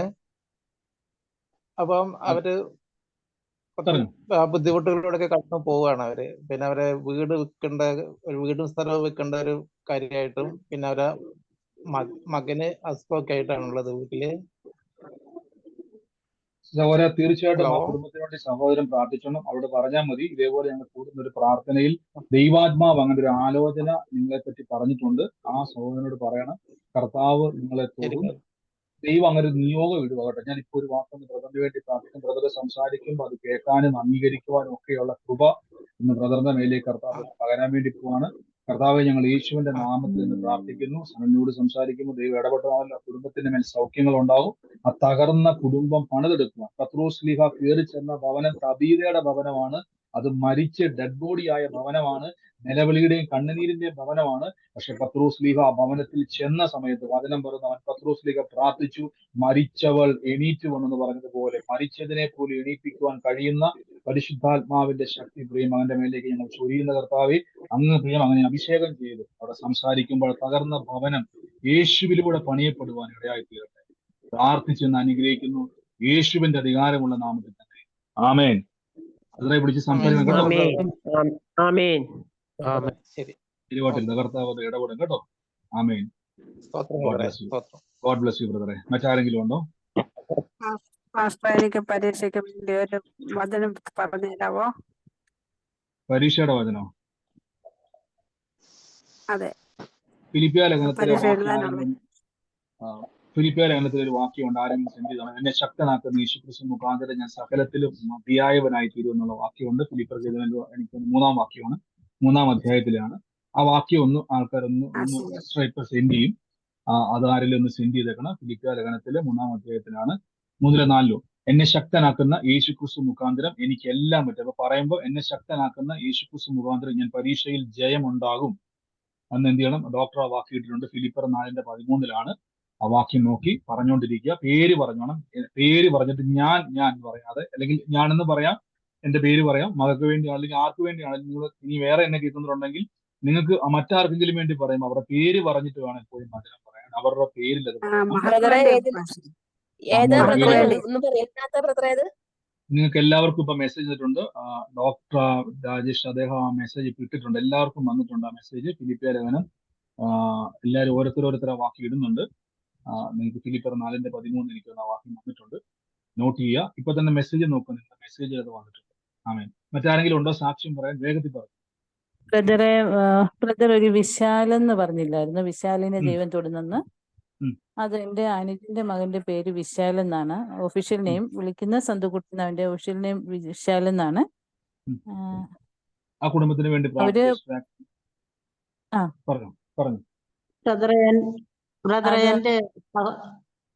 ഹലോ, ഒരു സെക്കൻഡ് ഒരാൾ പറഞ്ഞു. അവര് പ്രെയർ ഗ്രൂപ്പ് ഇതിൽ കയറുന്നില്ല, പക്ഷെ ഞങ്ങൾ അവന് വേണ്ടി പ്രാർത്ഥിക്കുന്നുണ്ട്. അവന് വിദേശത്തേക്ക് പോകാനുള്ള ഒരുക്കം. ഇപ്പൊ സാമ്പത്തികം ശരിയായിട്ടില്ല, അതിനു വേണ്ടി ഞങ്ങൾ പ്രാർത്ഥിക്കുന്നുണ്ടായിരുന്നേ. അപ്പം അത് അവനാണോ എന്ന് അറിഞ്ഞുകൂടാ, എങ്കിലും ഞാൻ ഏറ്റെടുക്കും അത്. ഏറ്റെടുത്ത് പ്രാർത്ഥിച്ചു, അവന് വേണ്ടി പ്രാർത്ഥിച്ചു. കർത്താവ് വലിയൊരു അനർത്ഥം ആ കുടുംബത്തിൽ നിന്ന് വിട്ടൊഴിഞ്ഞ് കർത്താവിന്റെ വലിയൊരു രക്ഷാ പദ്ധതിയിലേക്ക് വരാം. അവരോട് പറയണം, നിങ്ങൾ ശ്രദ്ധിക്കണം, ഒരു ആലോചന കേൾക്കുന്നതോട് ഞാൻ പറയുന്നു, നിങ്ങൾ അവരെ ധരിപ്പിക്കണം. ഇന്നലെ ഞങ്ങൾ കൂടുന്ന ഒരു പ്രയർ ഗ്രൂപ്പിൽ ഇങ്ങനെ ഒരു ആലോചന കേട്ടു, അതുപോലെ പേര് വെളിപ്പെടുത്തി പറഞ്ഞു. അങ്ങനെ നിങ്ങൾ ധൈര്യത്തോടെ പറഞ്ഞോണം, അവരോട് പറയണം. അവർക്ക് ദൈവാത്മാവ് അവരെ കണ്ടതുകൊണ്ട് അവർ തീർച്ചയായിട്ടും അതിന് റെസ്പോണ്ട് ചെയ്യും. നമ്മളൊന്നും ഇത് നിങ്ങൾ വോയിസ് കേൾപ്പിക്കാൻ പറ്റുമെങ്കിൽ കേൾപ്പിക്കുക, അല്ലെങ്കിൽ അവരോട് പറയണം. നമ്മളിപ്പോ പോയി ചുമ്മാ പറയാ ദൈവം നിന്നെ അനുഗ്രഹിക്കുന്നു പറയുന്നത് ഒരു തെളിവുമായിട്ട്, ഇപ്പം ആ വ്യക്തിയെ അറിയാത്ത ഒരാൾ ആ വ്യക്തിയുടെ വിഷയങ്ങളെ തൊടുമ്പം ആ വ്യക്തിക്ക് ഞാൻ പറയും, ഇപ്പൊ എനിക്ക് ഒരു പരിചയമില്ല, പക്ഷെ നിങ്ങളുടെ ഹൃദയത്തിലിരിക്കുന്ന കാര്യങ്ങളൊക്കെ വെളിപ്പെടുത്തുമ്പോൾ പറയുമ്പോൾ നിങ്ങൾക്ക് ഒരു സർപ്രൈസ് ആവും, നിങ്ങൾക്ക് അതൊരു വിശ്വാസം വർദ്ധിക്കാൻ ഇടയായിത്തീരും. അതുകൊണ്ട് സൗകര്യം എന്ത് ചെയ്യുന്ന വെച്ച് കഴിഞ്ഞാൽ ഇവിടെ പറയണം, ഒരു പ്രയർ ഗ്രൂപ്പിൽ ഇങ്ങനെ ഒരു പേര് വെളിപ്പെട്ടു, ഇന്ന വ്യക്തിയുടെ കുടുംബത്തിന് വേണ്ടി പ്രാർത്ഥിക്കും, കർത്താവ് വലിയൊരു അനർത്ഥം വിട്ടൊഴിയാൻ വേണ്ടി പോവാണ്. അതുകൊണ്ട് ഇങ്ങനെ ഒരു കർത്താവ് പറഞ്ഞൊരു വാക്കുണ്ട്, ഒത്തിരി ആലോചിച്ച് കൂട്ടിക്കൊണ്ടിരിക്കുന്ന സമയമാണ്, പക്ഷെ കർത്താവിൽ ആശ്രയിച്ചാൽ ആലോചിച്ച് കൂട്ടണ്ട, ദൈവം നേർവഴിയിലേക്ക് കൊണ്ടുപോകുന്ന ഒരു വാക്ക് പറഞ്ഞു കേട്ടോ. ആലോചിച്ച് കൂട്ടണ്ട, ദൈവം നേർവഴിയിലേക്ക് നടത്തും. God bless you. ആമേൻ. കർത്താവ് അനുഗ്രഹിക്കട്ടെ. മറ്റാരെങ്കിലും ഉണ്ട്? കുറച്ച് മുമ്പ് മ്യൂട്ട് മാറ്റിട്ട് എന്റെ ഹലോ ബ്രദറെ, ഞാൻ സുനിയാണേ. ബ്രദറെ, എനിക്കൊരു സാക്ഷ്യം പറയാനുണ്ട്. ഞാൻ ഇന്ന് രാവിലെ 7 മണിയായിട്ട് എണ്ണീറ്റപ്പം തൊട്ട് എനിക്ക് ഭയങ്കര ഹിക്കപ്സ് ആയിരുന്നു. ഭയങ്കര ഹിക്കപ്സ് എന്ന് പറഞ്ഞു കഴിഞ്ഞാൽ ഇന്നൊരു 5 പ്രാവശ്യമെങ്കിലും എനിക്കതുണ്ടായി. എൻ്റെ ജീവിതത്തിൽ ഇന്നുവരെ എനിക്കിങ്ങനെ ഉണ്ടായിട്ടില്ല. രാവിലെ 7 മണിക്ക് സ്റ്റാർട്ട് ചെയ്ത് ഒരു അരമണിക്കൂർ കഴിഞ്ഞാണ് അത് സ്റ്റോപ്പ് ആയത്. പിന്നെ ഇതിനിടയ്ക്ക് ഒരു 5 പ്രാവശ്യം എനിക്കിങ്ങനെ ഉണ്ടായി. അപ്പം എൻ്റെ എംപ്ലോയർ, എൻ്റെ പേഷ്യൻ്റ് എന്നോട് ചോദിച്ചത് എന്ത് പറ്റി നിനക്കെന്ന് ചോദിച്ചു. അപ്പം ഞാൻ പറഞ്ഞു കുഴപ്പമില്ല, ഞാൻ കുറച്ച് വെള്ളമൊക്കെ കുടിച്ചു. അത് കഴിഞ്ഞ് പിന്നെ അത് കുറഞ്ഞു. പിന്നെ ഇപ്പം വൈകിട്ട് വീട്ടിൽ വിളിച്ചപ്പോഴത്തേന് എൻ്റെ മദർ എന്നോട് പറഞ്ഞു, നീ എവിടെയെങ്കിലും ഒരു ഹോസ്പിറ്റലിൽ കൊണ്ടുപോയി കാണിയത്. ഭയങ്കര സൗണ്ടിലാണ്, എനിക്ക് നിർത്താൻ പറ്റുന്നില്ല. ഞാൻ ശ്വാസമൊക്കെ എടുത്ത് ഹോൾഡ് ചെയ്ത് വെച്ചൊക്കെ നോക്കി, സ്റ്റോപ്പ് ചെയ്യാനൊന്നും പറ്റുന്നില്ല. അങ്ങനെ ഇത് വന്നും പോയി ഒരു 5 പ്രാവശ്യം അങ്ങനെ വന്നു. ഇന്ന് വൈകിട്ട് നമ്മുടെ പ്രയർ തുടങ്ങിയ സമയത്ത് എനിക്കിതുപോലെ ഭയങ്കര ഹിക്കപ്സ് ആയിരുന്നു. അപ്പം ബ്രദർ പറഞ്ഞു രോഗമുള്ളവർ പ്രാർത്ഥിക്കാൻ പറഞ്ഞ സമയത്ത് ഞാൻ കർത്താവിന്റെ തിരുമുറിവിനാൽ എനിക്ക് സൗഖ്യം വന്നിരിക്കുന്നു എന്ന് ആവർത്തിച്ച് പറഞ്ഞ് പ്രാർത്ഥിച്ചു. ഒരു മിനിറ്റ് കഴിഞ്ഞപ്പോഴത്തേക്ക് എനിക്കത് മാറി. ഞാൻ ഇപ്പോഴും വിശ്വസിക്കുന്നു, ഇനി എനിക്കത് ഉണ്ടാകത്തില്ലെന്ന് ഞാൻ പൂർണ്ണമായിട്ട് വിശ്വസിക്കുന്നു. ആമേൻ. തീർച്ചയായിട്ടും വലിയൊരു സാക്ഷ്യം തന്നെ. മേലാൽ ഈ രോഗം വരത്തില്ല. കേട്ടല്ലോ സാക്ഷ്യം. കൈവച്ച് നമ്മൾ ഒരുമിച്ച് പ്രാർത്ഥിക്കുന്ന സമയത്ത് കൈവച്ച് പ്രാർത്ഥിച്ചു. ആ വേദന ഉണ്ടായിരുന്നു, ബുദ്ധിമുട്ടുണ്ടായിരുന്നു, പക്ഷെ ഇൻസ്റ്റന്റ്ലി അത് പൂർണ്ണമായും കർത്താവ് തൊട്ട് സൗഖ്യമാക്കി. കർത്താവിന്റെ സൗഖ്യത്തിന് നന്ദി, ദൈവം തൊട്ടതിന് നന്ദി, യേശുവിന്റെ നാമത്തിൽ തന്നെ. ആമേൻ. ഒരു കാര്യം പറഞ്ഞോട്ടെ. പറഞ്ഞു എന്തോ സനൽ എന്ന് പറഞ്ഞായിരുന്നു പാരമ്പര്യം. ബ്രദർ പറഞ്ഞായിരുന്നു സനൽ എന്ന് പറയുന്ന മകനെ കർത്താവ് തൊടുന്നത്. അതെന്റെ ആങ്ങളയുടെ മോന്റെ പേര് സനൽ എന്നാണ്. അവന് ഇതുവരെ ഒരു സ്ഥിരമായിട്ടൊരു ജോലിയൊന്നും ആയിട്ടില്ല. അവര് വിശ്വാസത്തിലല്ല, അങ്ങനെ ഒരു വിഷമത്തിലായിരിക്കുന്നു. ഈ സഹോദരി ദിവസം പറഞ്ഞാൽ മതി, അവരെ കാണുമ്പോൾ പറയണം, കർത്താവ് ഒരു വഴി തുറക്കാൻ വേണ്ടി പോവാണ്. ഞങ്ങളൊരു പ്രാർത്ഥനയിൽ ഇതുപോലെ കേട്ടതാണ്, കർത്താവ് നിങ്ങൾക്ക് വേണ്ടി സനലിന്റെ ജീവിതത്തിൽ ഒരു വഴി തുറക്കും എന്ന് പറഞ്ഞോണം. അപ്പൊ നമ്മൾ പറഞ്ഞിട്ട് അത് സംഭവിക്കുമ്പോൾ അവർക്ക് അത് കർത്താവിൽ വിശ്വസിക്കാൻ ഇടയായിത്തീരും കേട്ടോ. കേട്ടോ, അങ്ങനെ തന്നെ സഹോദരി പറയാം, കർത്താവ് ഈ ദിവസങ്ങളിൽ വലിയൊരു അത്ഭുതകരമായ വഴി സനലിന്റെ ജീവിതത്തിൽ തുറക്കാൻ വേണ്ടി പോകാൻ അവരോട് പറഞ്ഞോണം. അത് ദൈവം കാണിക്കാൻ വേണ്ടി പോവാ കേട്ടോ. ധൈര്യത്തോടെ പറഞ്ഞോണം, യേശുവിന്റെ നാമത്തിൽ തന്നെ. ആമേൻ. മറ്റാരെങ്കിലും? എന്തോ ബ്രദറെ, ഒരു കാര്യം ചോദിച്ചോട്ടെ. കാരണം ഈ നമ്മള് ചിലരോട് സംസാരിക്കുമ്പോൾ നമ്മളും അവരോട് കുറ്റം പറയുന്നുണ്ട്. കുറ്റം ഭയങ്കര പാപമാണെന്നറിയാം. അപ്പൊ അങ്ങനെ ഒരു സാഹചര്യം വരുമ്പോൾ നമ്മൾ എന്താ ചെയ്യേണ്ടത്? കുറ്റം പറയുമ്പോൾ ബൈബിളിൽ ഒരു വാക്യമുണ്ട്, ദുഷ്ടൻ എന്റെ മുമ്പിൽ നിൽക്കുമ്പോൾ എന്റെ നാവിനെ കടിഞ്ഞാണിട്ട് സൂക്ഷിക്കണമെന്ന് സങ്കീർത്തനക്കാരൻ പറയുന്നുണ്ട്. അപ്പൊ നമ്മൾ പ്രാർത്ഥന, കർത്താവേ, ഈ ദൈവഹിതമല്ലാത്ത ഒരു വാക്ക് പോലും വരാതിരിക്കാൻ തക്കവണ്ണം എന്റെ നാവിനെ കടിഞ്ഞാണിട്ട് സൂക്ഷിക്കുവാൻ എന്നെ സഹായിക്കണമേ കർത്താവേ. എപ്പോഴും ഈ സിസ്റ്റർ വെച്ച് വലിയൊരു ചോദ്യം തന്നെ കേട്ടോ. ബൈബിളിൽ ഒരു വാക്യമുണ്ട്, നമ്മുടെ നാവിന് വലിയ ശക്തിയുണ്ട്. പിശാച് നമ്മുടെ നാവിനെയാണ് പലപ്പോഴും പലതും പറയാൻ വേണ്ടി ഉപയോഗിക്കുന്നത്. ഒരാൾ കുറ്റം പറയാൻ വേണ്ടി വരുമ്പോൾ തന്നെ ഓർത്തോണം, ഇതെന്റെ അനുഗ്രഹത്തിന് തടസ്സം ചെയ്യാനുള്ള പരിപാടി. ഇങ്ങനെ മനസ്സിലാക്കണം. എന്നിട്ട് നമുക്ക് ടെൻഡൻസി വരും, നമുക്ക് ഉറപ്പോടെ ഇരുന്ന് പറയാൻ ടെൻഡൻസി വരുമ്പോൾ പ്രാർത്ഥിച്ചോണം, കർത്താവ് എന്റെ നാവിനെ കടിഞ്ഞാണിടണം, എന്റെ നാവിനെ കടിഞ്ഞാണിടണം, എന്റെ നാവിനെ കർത്താവ് ഇന്ന് ഒരു വാക്കുപോലെ എന്റെ വായിന്ന് വരാതെ വന്ന് നിയന്ത്രിക്കണമെന്ന് പ്രാർത്ഥിച്ചു കേട്ടോ. എല്ലാരും പ്രാർത്ഥിച്ചോണം. കാര്യം തന്ത്രമാണ്. Thank you. നമ്മളെ കൊണ്ട് മറ്റുള്ളവരെ കുറ്റം പറയിപ്പിക്കുന്നത് നല്ലതല്ല. അവരെ അനുഗ്രഹിച്ച്, നമുക്കൊരു കുറ്റം പറയാൻ ടെൻഡൻസി വന്നോണ്ട് ഉടനെ അനുഗ്രഹിച്ച് ഒരു 10 പ്രാവശ്യം ആ വ്യക്തിനെ അനുഗ്രഹിച്ചോണം. യേശുവിന്റെ നാമത്തെ ഞാൻ ആ വ്യക്തി അനുഗ്രഹിക്കുന്നത്. കാര്യം അങ്ങനെ ചെയ്യുമ്പോൾ എന്നറിയോ, ആ വ്യക്തി ഇനി എത്ര ദുഷ്ടനാണെങ്കിലും നമുക്ക് ആ വ്യക്തി അനുകൂലമായിട്ട് വരും. ആമേൻ. കേട്ടോ, കർത്താവ് അനുഗ്രഹിക്കട്ടെ. മറ്റാരെങ്കിലും ഉണ്ടോ സാക്ഷ്യം പറയാൻ? ബ്രദറെ എനിക്ക് സാക്ഷ്യം പറയുന്നുണ്ട്. പറഞ്ഞോ ബ്രദറെ പറഞ്ഞോ സിസ്റ്ററെ. എന്റെ എന്ത്? എന്റെ പേര് ലൗലിയ. ഉം. ഹലോ. പറഞ്ഞു സിസ്റ്റർ, കേൾക്കുന്നുണ്ട്. ഉം.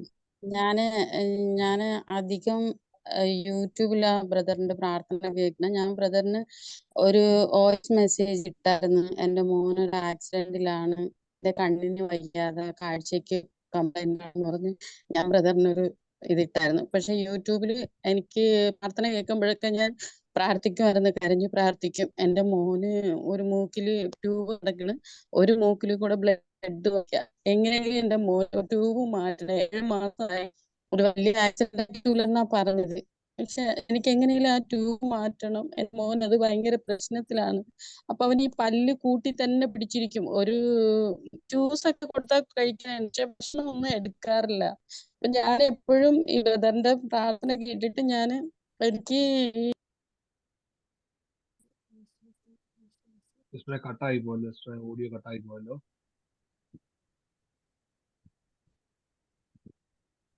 ബ്രദറെ എനിക്കൊരു സാക്ഷ്യം പറയാനുണ്ടായിരുന്നു. ഓക്കെ സിസ്റ്ററെ, ഒരു മിനിറ്റ് ഒന്ന് ഹോൾഡ് ചെയ്യണേ. ആ, ലവ്ലി കുറച്ച് സിസ്റ്ററെ, prayer- ഒരു സെക്കൻഡ് സിസ്റ്ററെ. ലവ്ലി സിസ്റ്ററെ, എനിക്ക് ഇവിടുന്ന് ഓഡിയോ കട്ടായി പോയി. സിസ്റ്റർ വീണ്ടും ജോയിൻ ചെയ്തത് പറയണം, കംപ്ലീറ്റ് ചെയ്യണേ. പറഞ്ഞു സിസ്റ്ററെ, പറഞ്ഞു. കേൾക്കുന്നുണ്ട് ബ്രദർ.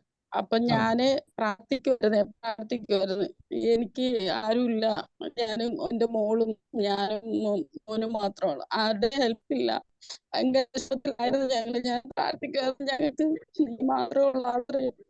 എങ്ങനെയെങ്കിലും എന്റെ മോന്റെ, യേശുവിന്റെ തിരുമുറവിനാൽ എന്റെ മോന്റെ ട്യൂബ് എടുത്ത് മാറ്റണം, എന്തെങ്കിലും ഭക്ഷണം എടുക്കണം, കണ്ണിന്റെ കാഴ്ച എനിക്ക് തിരിച്ചു കിട്ടണം, എനിക്കൊരു സർജറി ചെയ്യാനുള്ള ഒരു ഇതല്ല എന്നൊക്കെ ഞാൻ പറഞ്ഞു. എപ്പോഴും കരഞ്ഞ് പ്രാർത്ഥിക്കുമായിരുന്നു.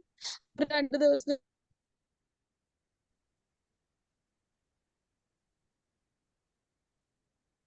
സിസ്റ്ററെ കട്ടായി പോയല്ലോ. ലവ്ലി സിസ്റ്ററെ കട്ടായി പോവാണ്, ഓഡിയോ ബ്രേക്ക് ആയി പോകുന്നുണ്ട്. സിസ്റ്ററെ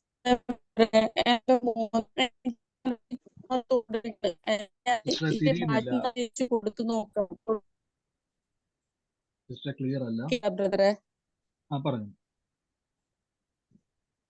അപ്പൊ ഞാൻ ഭയങ്കര ഇല്ല, ഞാൻ ഭക്ഷണം വെച്ച് കൊടുത്തു നോക്കാം, അവൻ കഴിക്കുന്നുണ്ടോ. അപ്പൊ ഞാൻ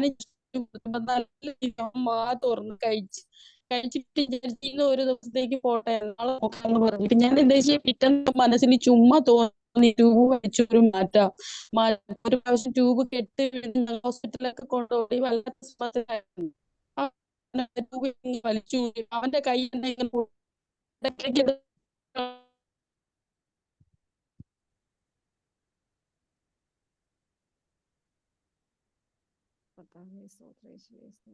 സിസ്റ്ററെ ക്ലിയർ അല്ലല്ലോ സിസ്റ്ററെ, ഓഡിയോ ബ്രേക്ക് ആവുന്നുണ്ടല്ലോ.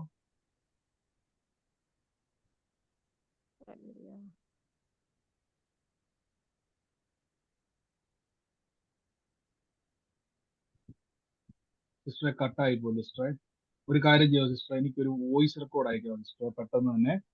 സിസ്റ്റർ ഇപ്പൊ പറയാനുള്ളത് ലവ്ലി സിസ്റ്റർ കേൾക്കുന്നുണ്ടെങ്കിൽ എനിക്കൊരു വോയിസ് റെക്കോർഡ് സിസ്റ്റർ ഒന്ന് അയക്കുവാണെങ്കിൽ വലിയ ഉപകാരമാണ്. കാര്യം ചില ഓഡിയോ ബ്രേക്ക് ആയി പോകുന്നുണ്ട്, റേഞ്ചിന്റെ പ്രോബ്ലം കട്ടായി പോകുന്നുണ്ട്. കേൾക്കുന്നുണ്ടെങ്കിൽ വേഗത്തിൽ ഒരു വോയിസ് റെക്കോർഡ് സിസ്റ്റർ അയക്കുക. നിങ്ങൾക്ക് കേൾക്കാൻ പറ്റുന്നുണ്ടോ? സൗണ്ട് ക്ലിയർ ആണോ? സിസ്റ്റർ പറയുന്നില്ല, കേൾക്കുന്നുണ്ടോ? ഇല്ല. ഓക്കെ, എനിക്കൊന്ന് സിസ്റ്റർ ഓഡിയോ കട്ടായി പോകുന്നുണ്ട്. സിസ്റ്റർ എനിക്ക് വേഗത്തിൽ ഒരു വോയിസ് റെക്കോർഡ് ഇപ്പൊ അയക്കുക. കർത്താവ് അനുഗ്രഹിക്കട്ടെ. എനിക്കറിയത്തില്ല കംപ്ലീറ്റ് ആക്കാൻ പറ്റാ സിസ്റ്റർ പറയാൻ. മറ്റാരെങ്കിലും ഉണ്ടോ സാക്ഷ്യം പറയാൻ? എനിക്കൊരു സാക്ഷ്യം പറയാനുണ്ട്. പറഞ്ഞു സിസ്റ്ററെ. ഞാൻ എന്റെ മോന്റെ അഡ്മിഷന്റെ കാര്യത്തിന് വേണ്ടി പോയായിരുന്നേ. അപ്പൊ എന്റെ കയ്യിൽ 30,000 രൂപയെ ഉള്ളായിരുന്നു.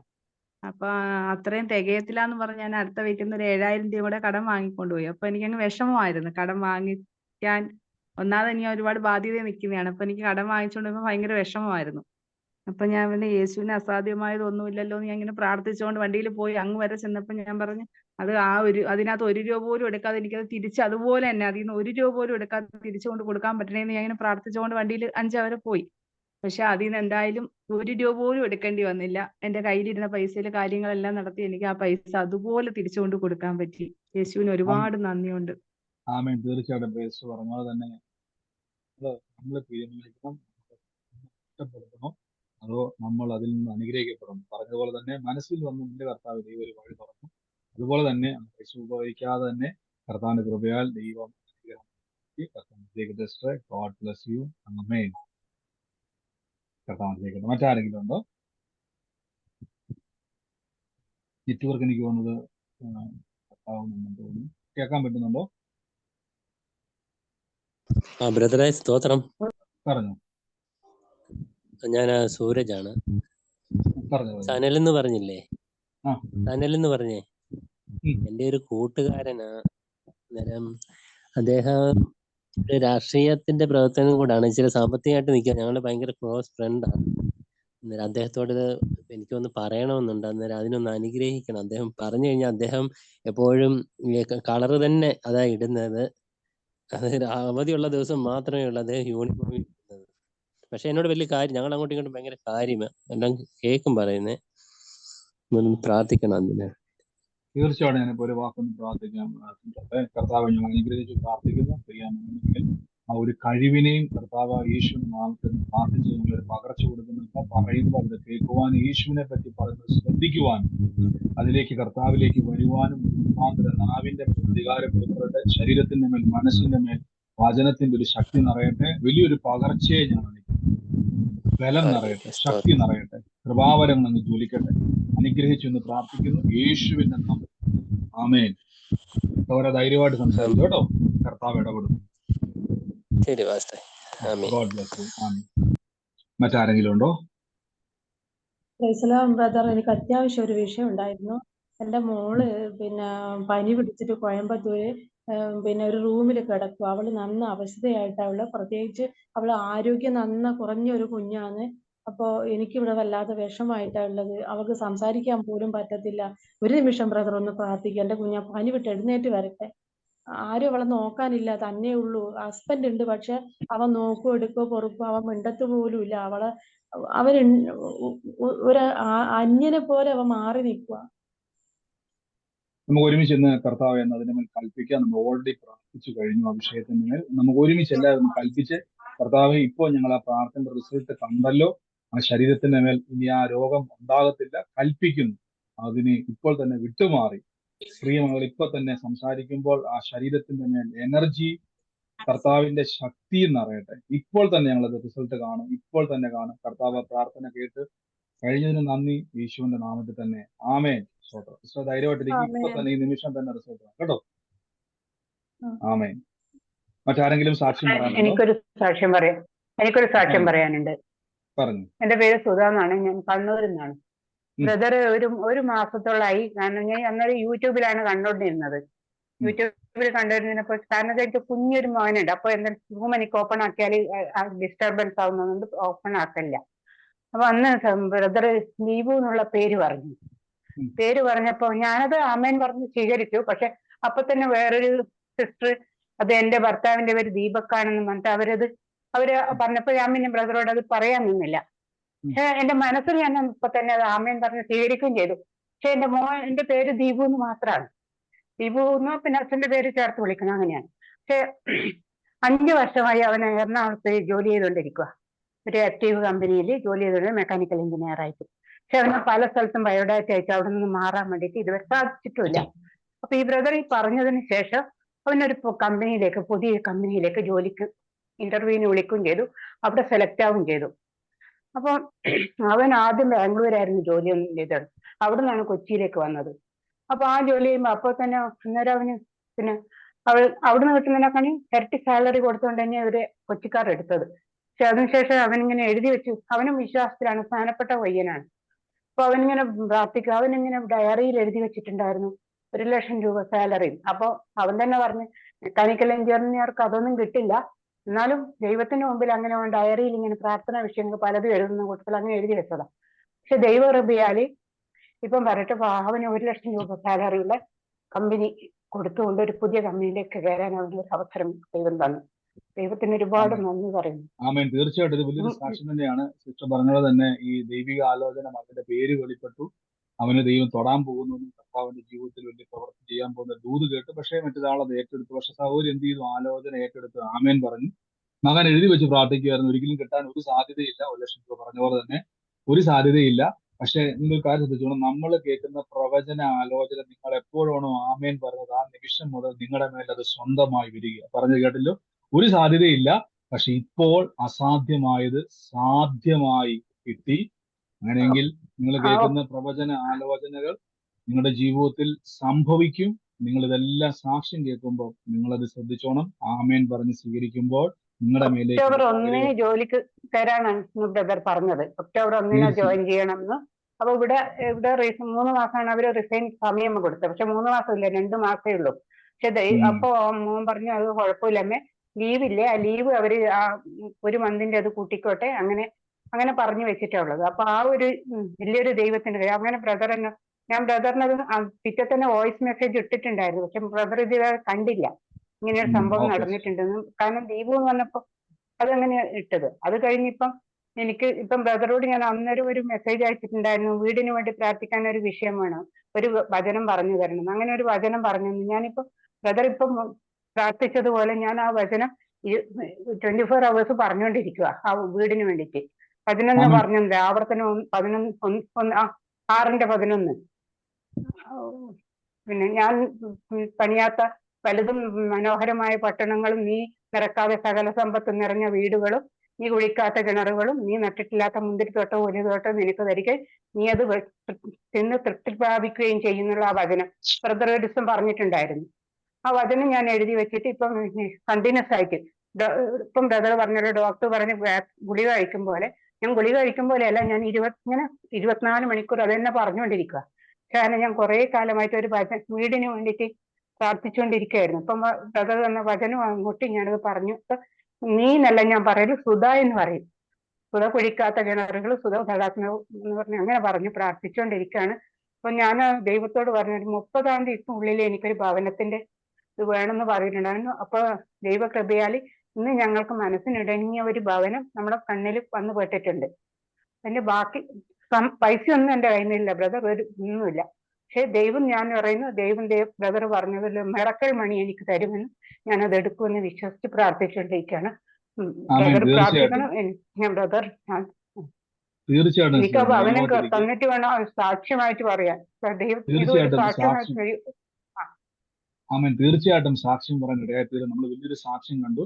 മോനോട് പറയണം, ദൈവം അവനെ ഇടപെട്ടതാണ്, അവന് കഴിവെങ്കിൽ അവിടെ പ്രാർത്ഥനയ്ക്ക് അല്ല, അത് മോനോട് ഞാൻ അപ്പൊ തന്നെ പറഞ്ഞു. അല്ല, ബ്രദർ പറഞ്ഞതിന്റെ പിറ്റേന്ന് തന്നെ മോനോട് ഞാൻ പറഞ്ഞു, മോനെ എനിക്ക് എവിടെയെങ്കിലും ജോലി ശരിയായിട്ടുണ്ടോ എന്ന് ചോദിച്ചു.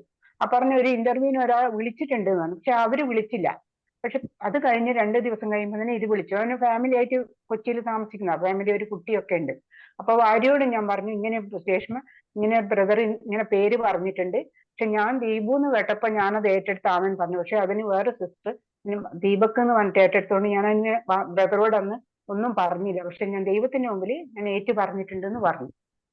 അപ്പൊ അത് വലിയൊരു സാക്ഷ്യമായിട്ട് പറയാൻ കുറെ ദിവസമായിട്ട് പറയണമെന്ന് വെച്ചാൽ അങ്ങനെയാണ് ഞാനിന്ന് ഭാവി ഇറങ്ങി. അപ്പൊ സൂമിലൊന്ന് കയറി.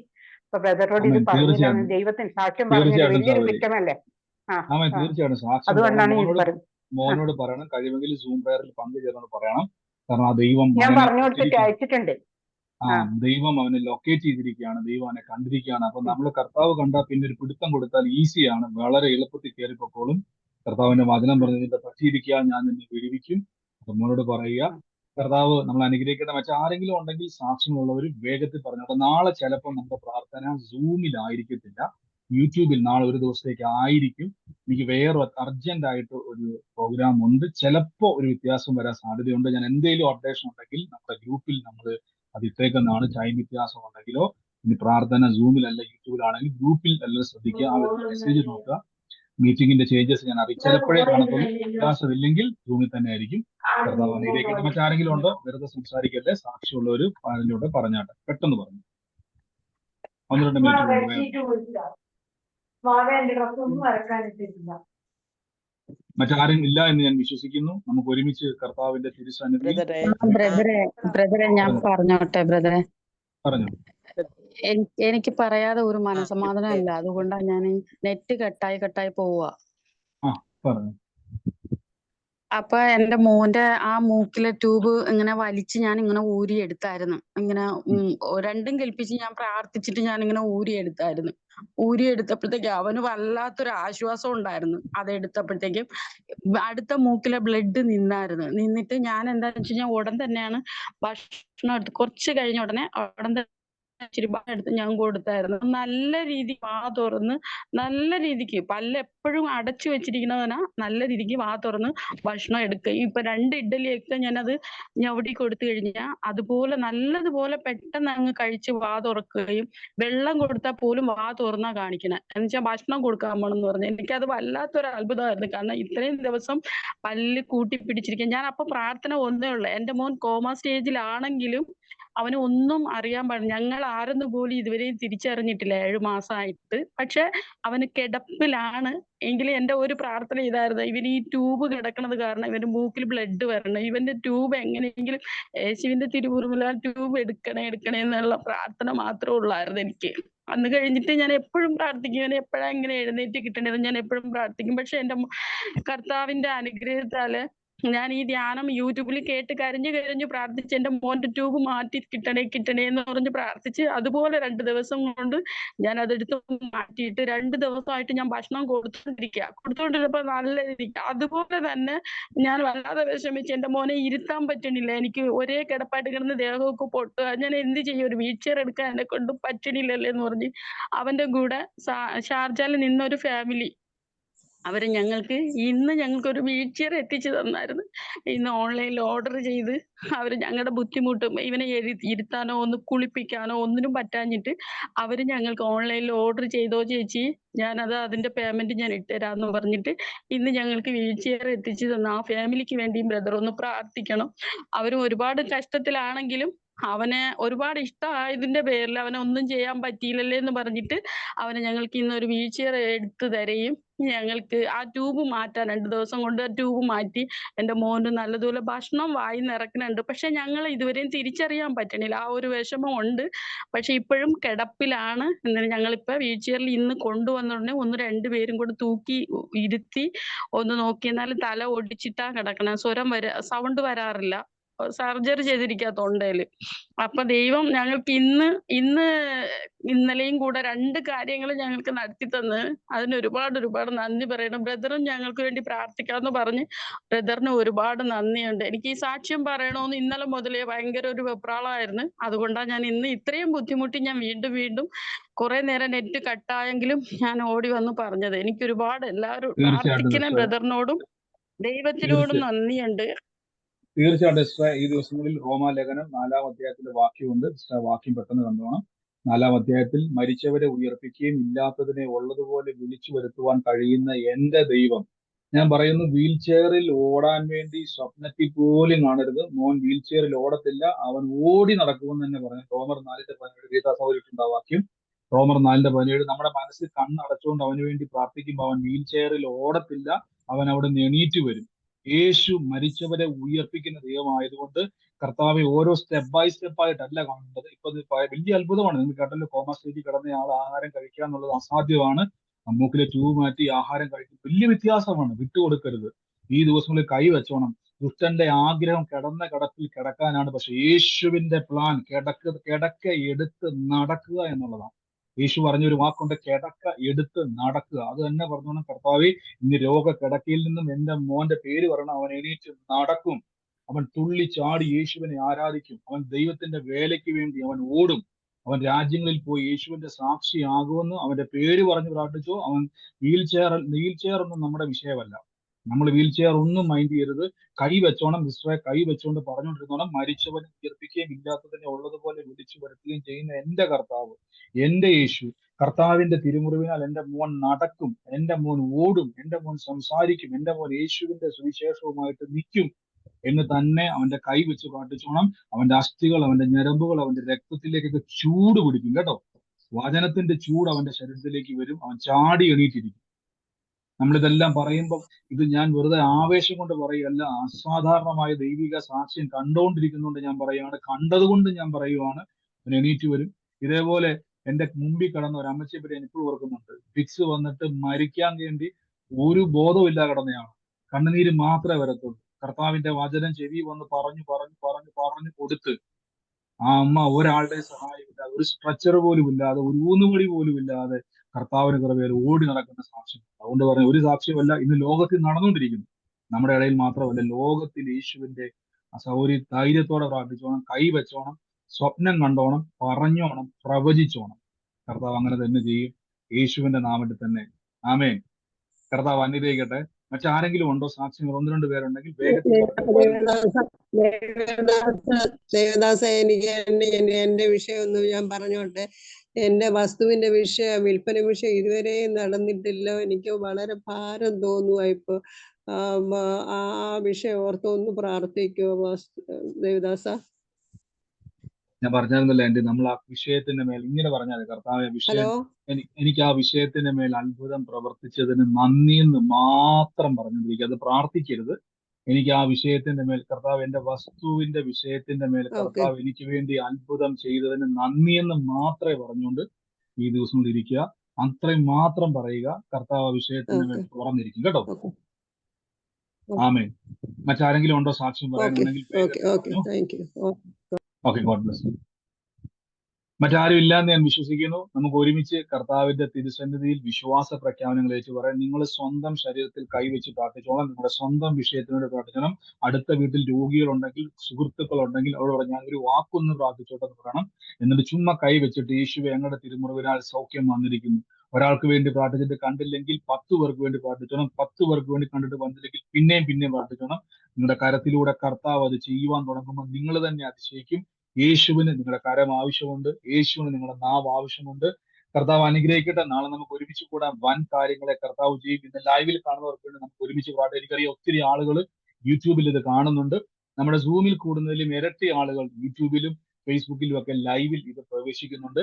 നിങ്ങളോട് ഞാൻ പറയുന്നത്, എനിക്കറിയാം സൂം പ്ലാറ്റ്ഫോം നമുക്ക് ഏകദേശം നിറഞ്ഞിരിക്കുകയാണെങ്കിലും അത് മുന്നോട്ട് നമ്മൾ ഇതിനെ ഇൻക്രീസ് ചെയ്യാൻ വേണ്ടി പോകണം, അത് പർച്ചേസ് ചെയ്യാൻ വേണ്ടി പോകണം. പ്രാർത്ഥിക്കുക, കർത്താവ് അത് വർദ്ധിപ്പിക്കും യേശുവിന്റെ നാമത്തിൽ. ഞാൻ എന്തുകൊണ്ടാണ് ലൈവ് എക്സ്പീരിയൻസ് എപ്പോഴും വലിയ വ്യത്യാസമുണ്ട്. നമ്മളിത് കേൾക്കുന്നത്, രണ്ടാമത് കേൾക്കുന്നത് തെറ്റാന്നുള്ളതല്ല, അതിന് കുറവുണ്ടെന്നല്ല. ലൈവ് എക്സ്പീരിയൻസ് ഒത്തിരി വ്യത്യാസമുണ്ട്. കൃപയാൽ നമുക്ക് ഒരുമിച്ച് കൂടാൻ വൻ കാര്യങ്ങളെ കർത്താവ് ചെയ്തുകൊണ്ടിരിക്കുന്നു. ഇനിയും ചെയ്യും. എപ്പോഴും പറഞ്ഞാൽ ഞാൻ അത്ഭുതം കാണും. പിശാചിന്റെ ആഗ്രഹമല്ല, ദൈവത്തിന്റെ പ്ലാനെ നടക്കത്തുള്ളൂ. അത് വിളിച്ചു പറയുക, അത് സംഭവിക്കും. നമുക്ക് വിശ്വാസ പ്രഖ്യാപനം പറയാം. മൈക്കെല്ലാം മ്യൂട്ട് ചെയ്താട്ട് നിങ്ങൾ ആയിരിക്കുന്ന സ്ഥലത്തിരുന്നുകൊണ്ട് കർത്താവ് എനിക്ക് തന്നതിനായി നന്ദി പറഞ്ഞുകൊണ്ട് നമുക്ക് ദൈവത്തെ സ്തുതിക്കാം. വലിയ കാര്യങ്ങളെ കർത്താവ് ചെയ്യും. യൂട്യൂബ്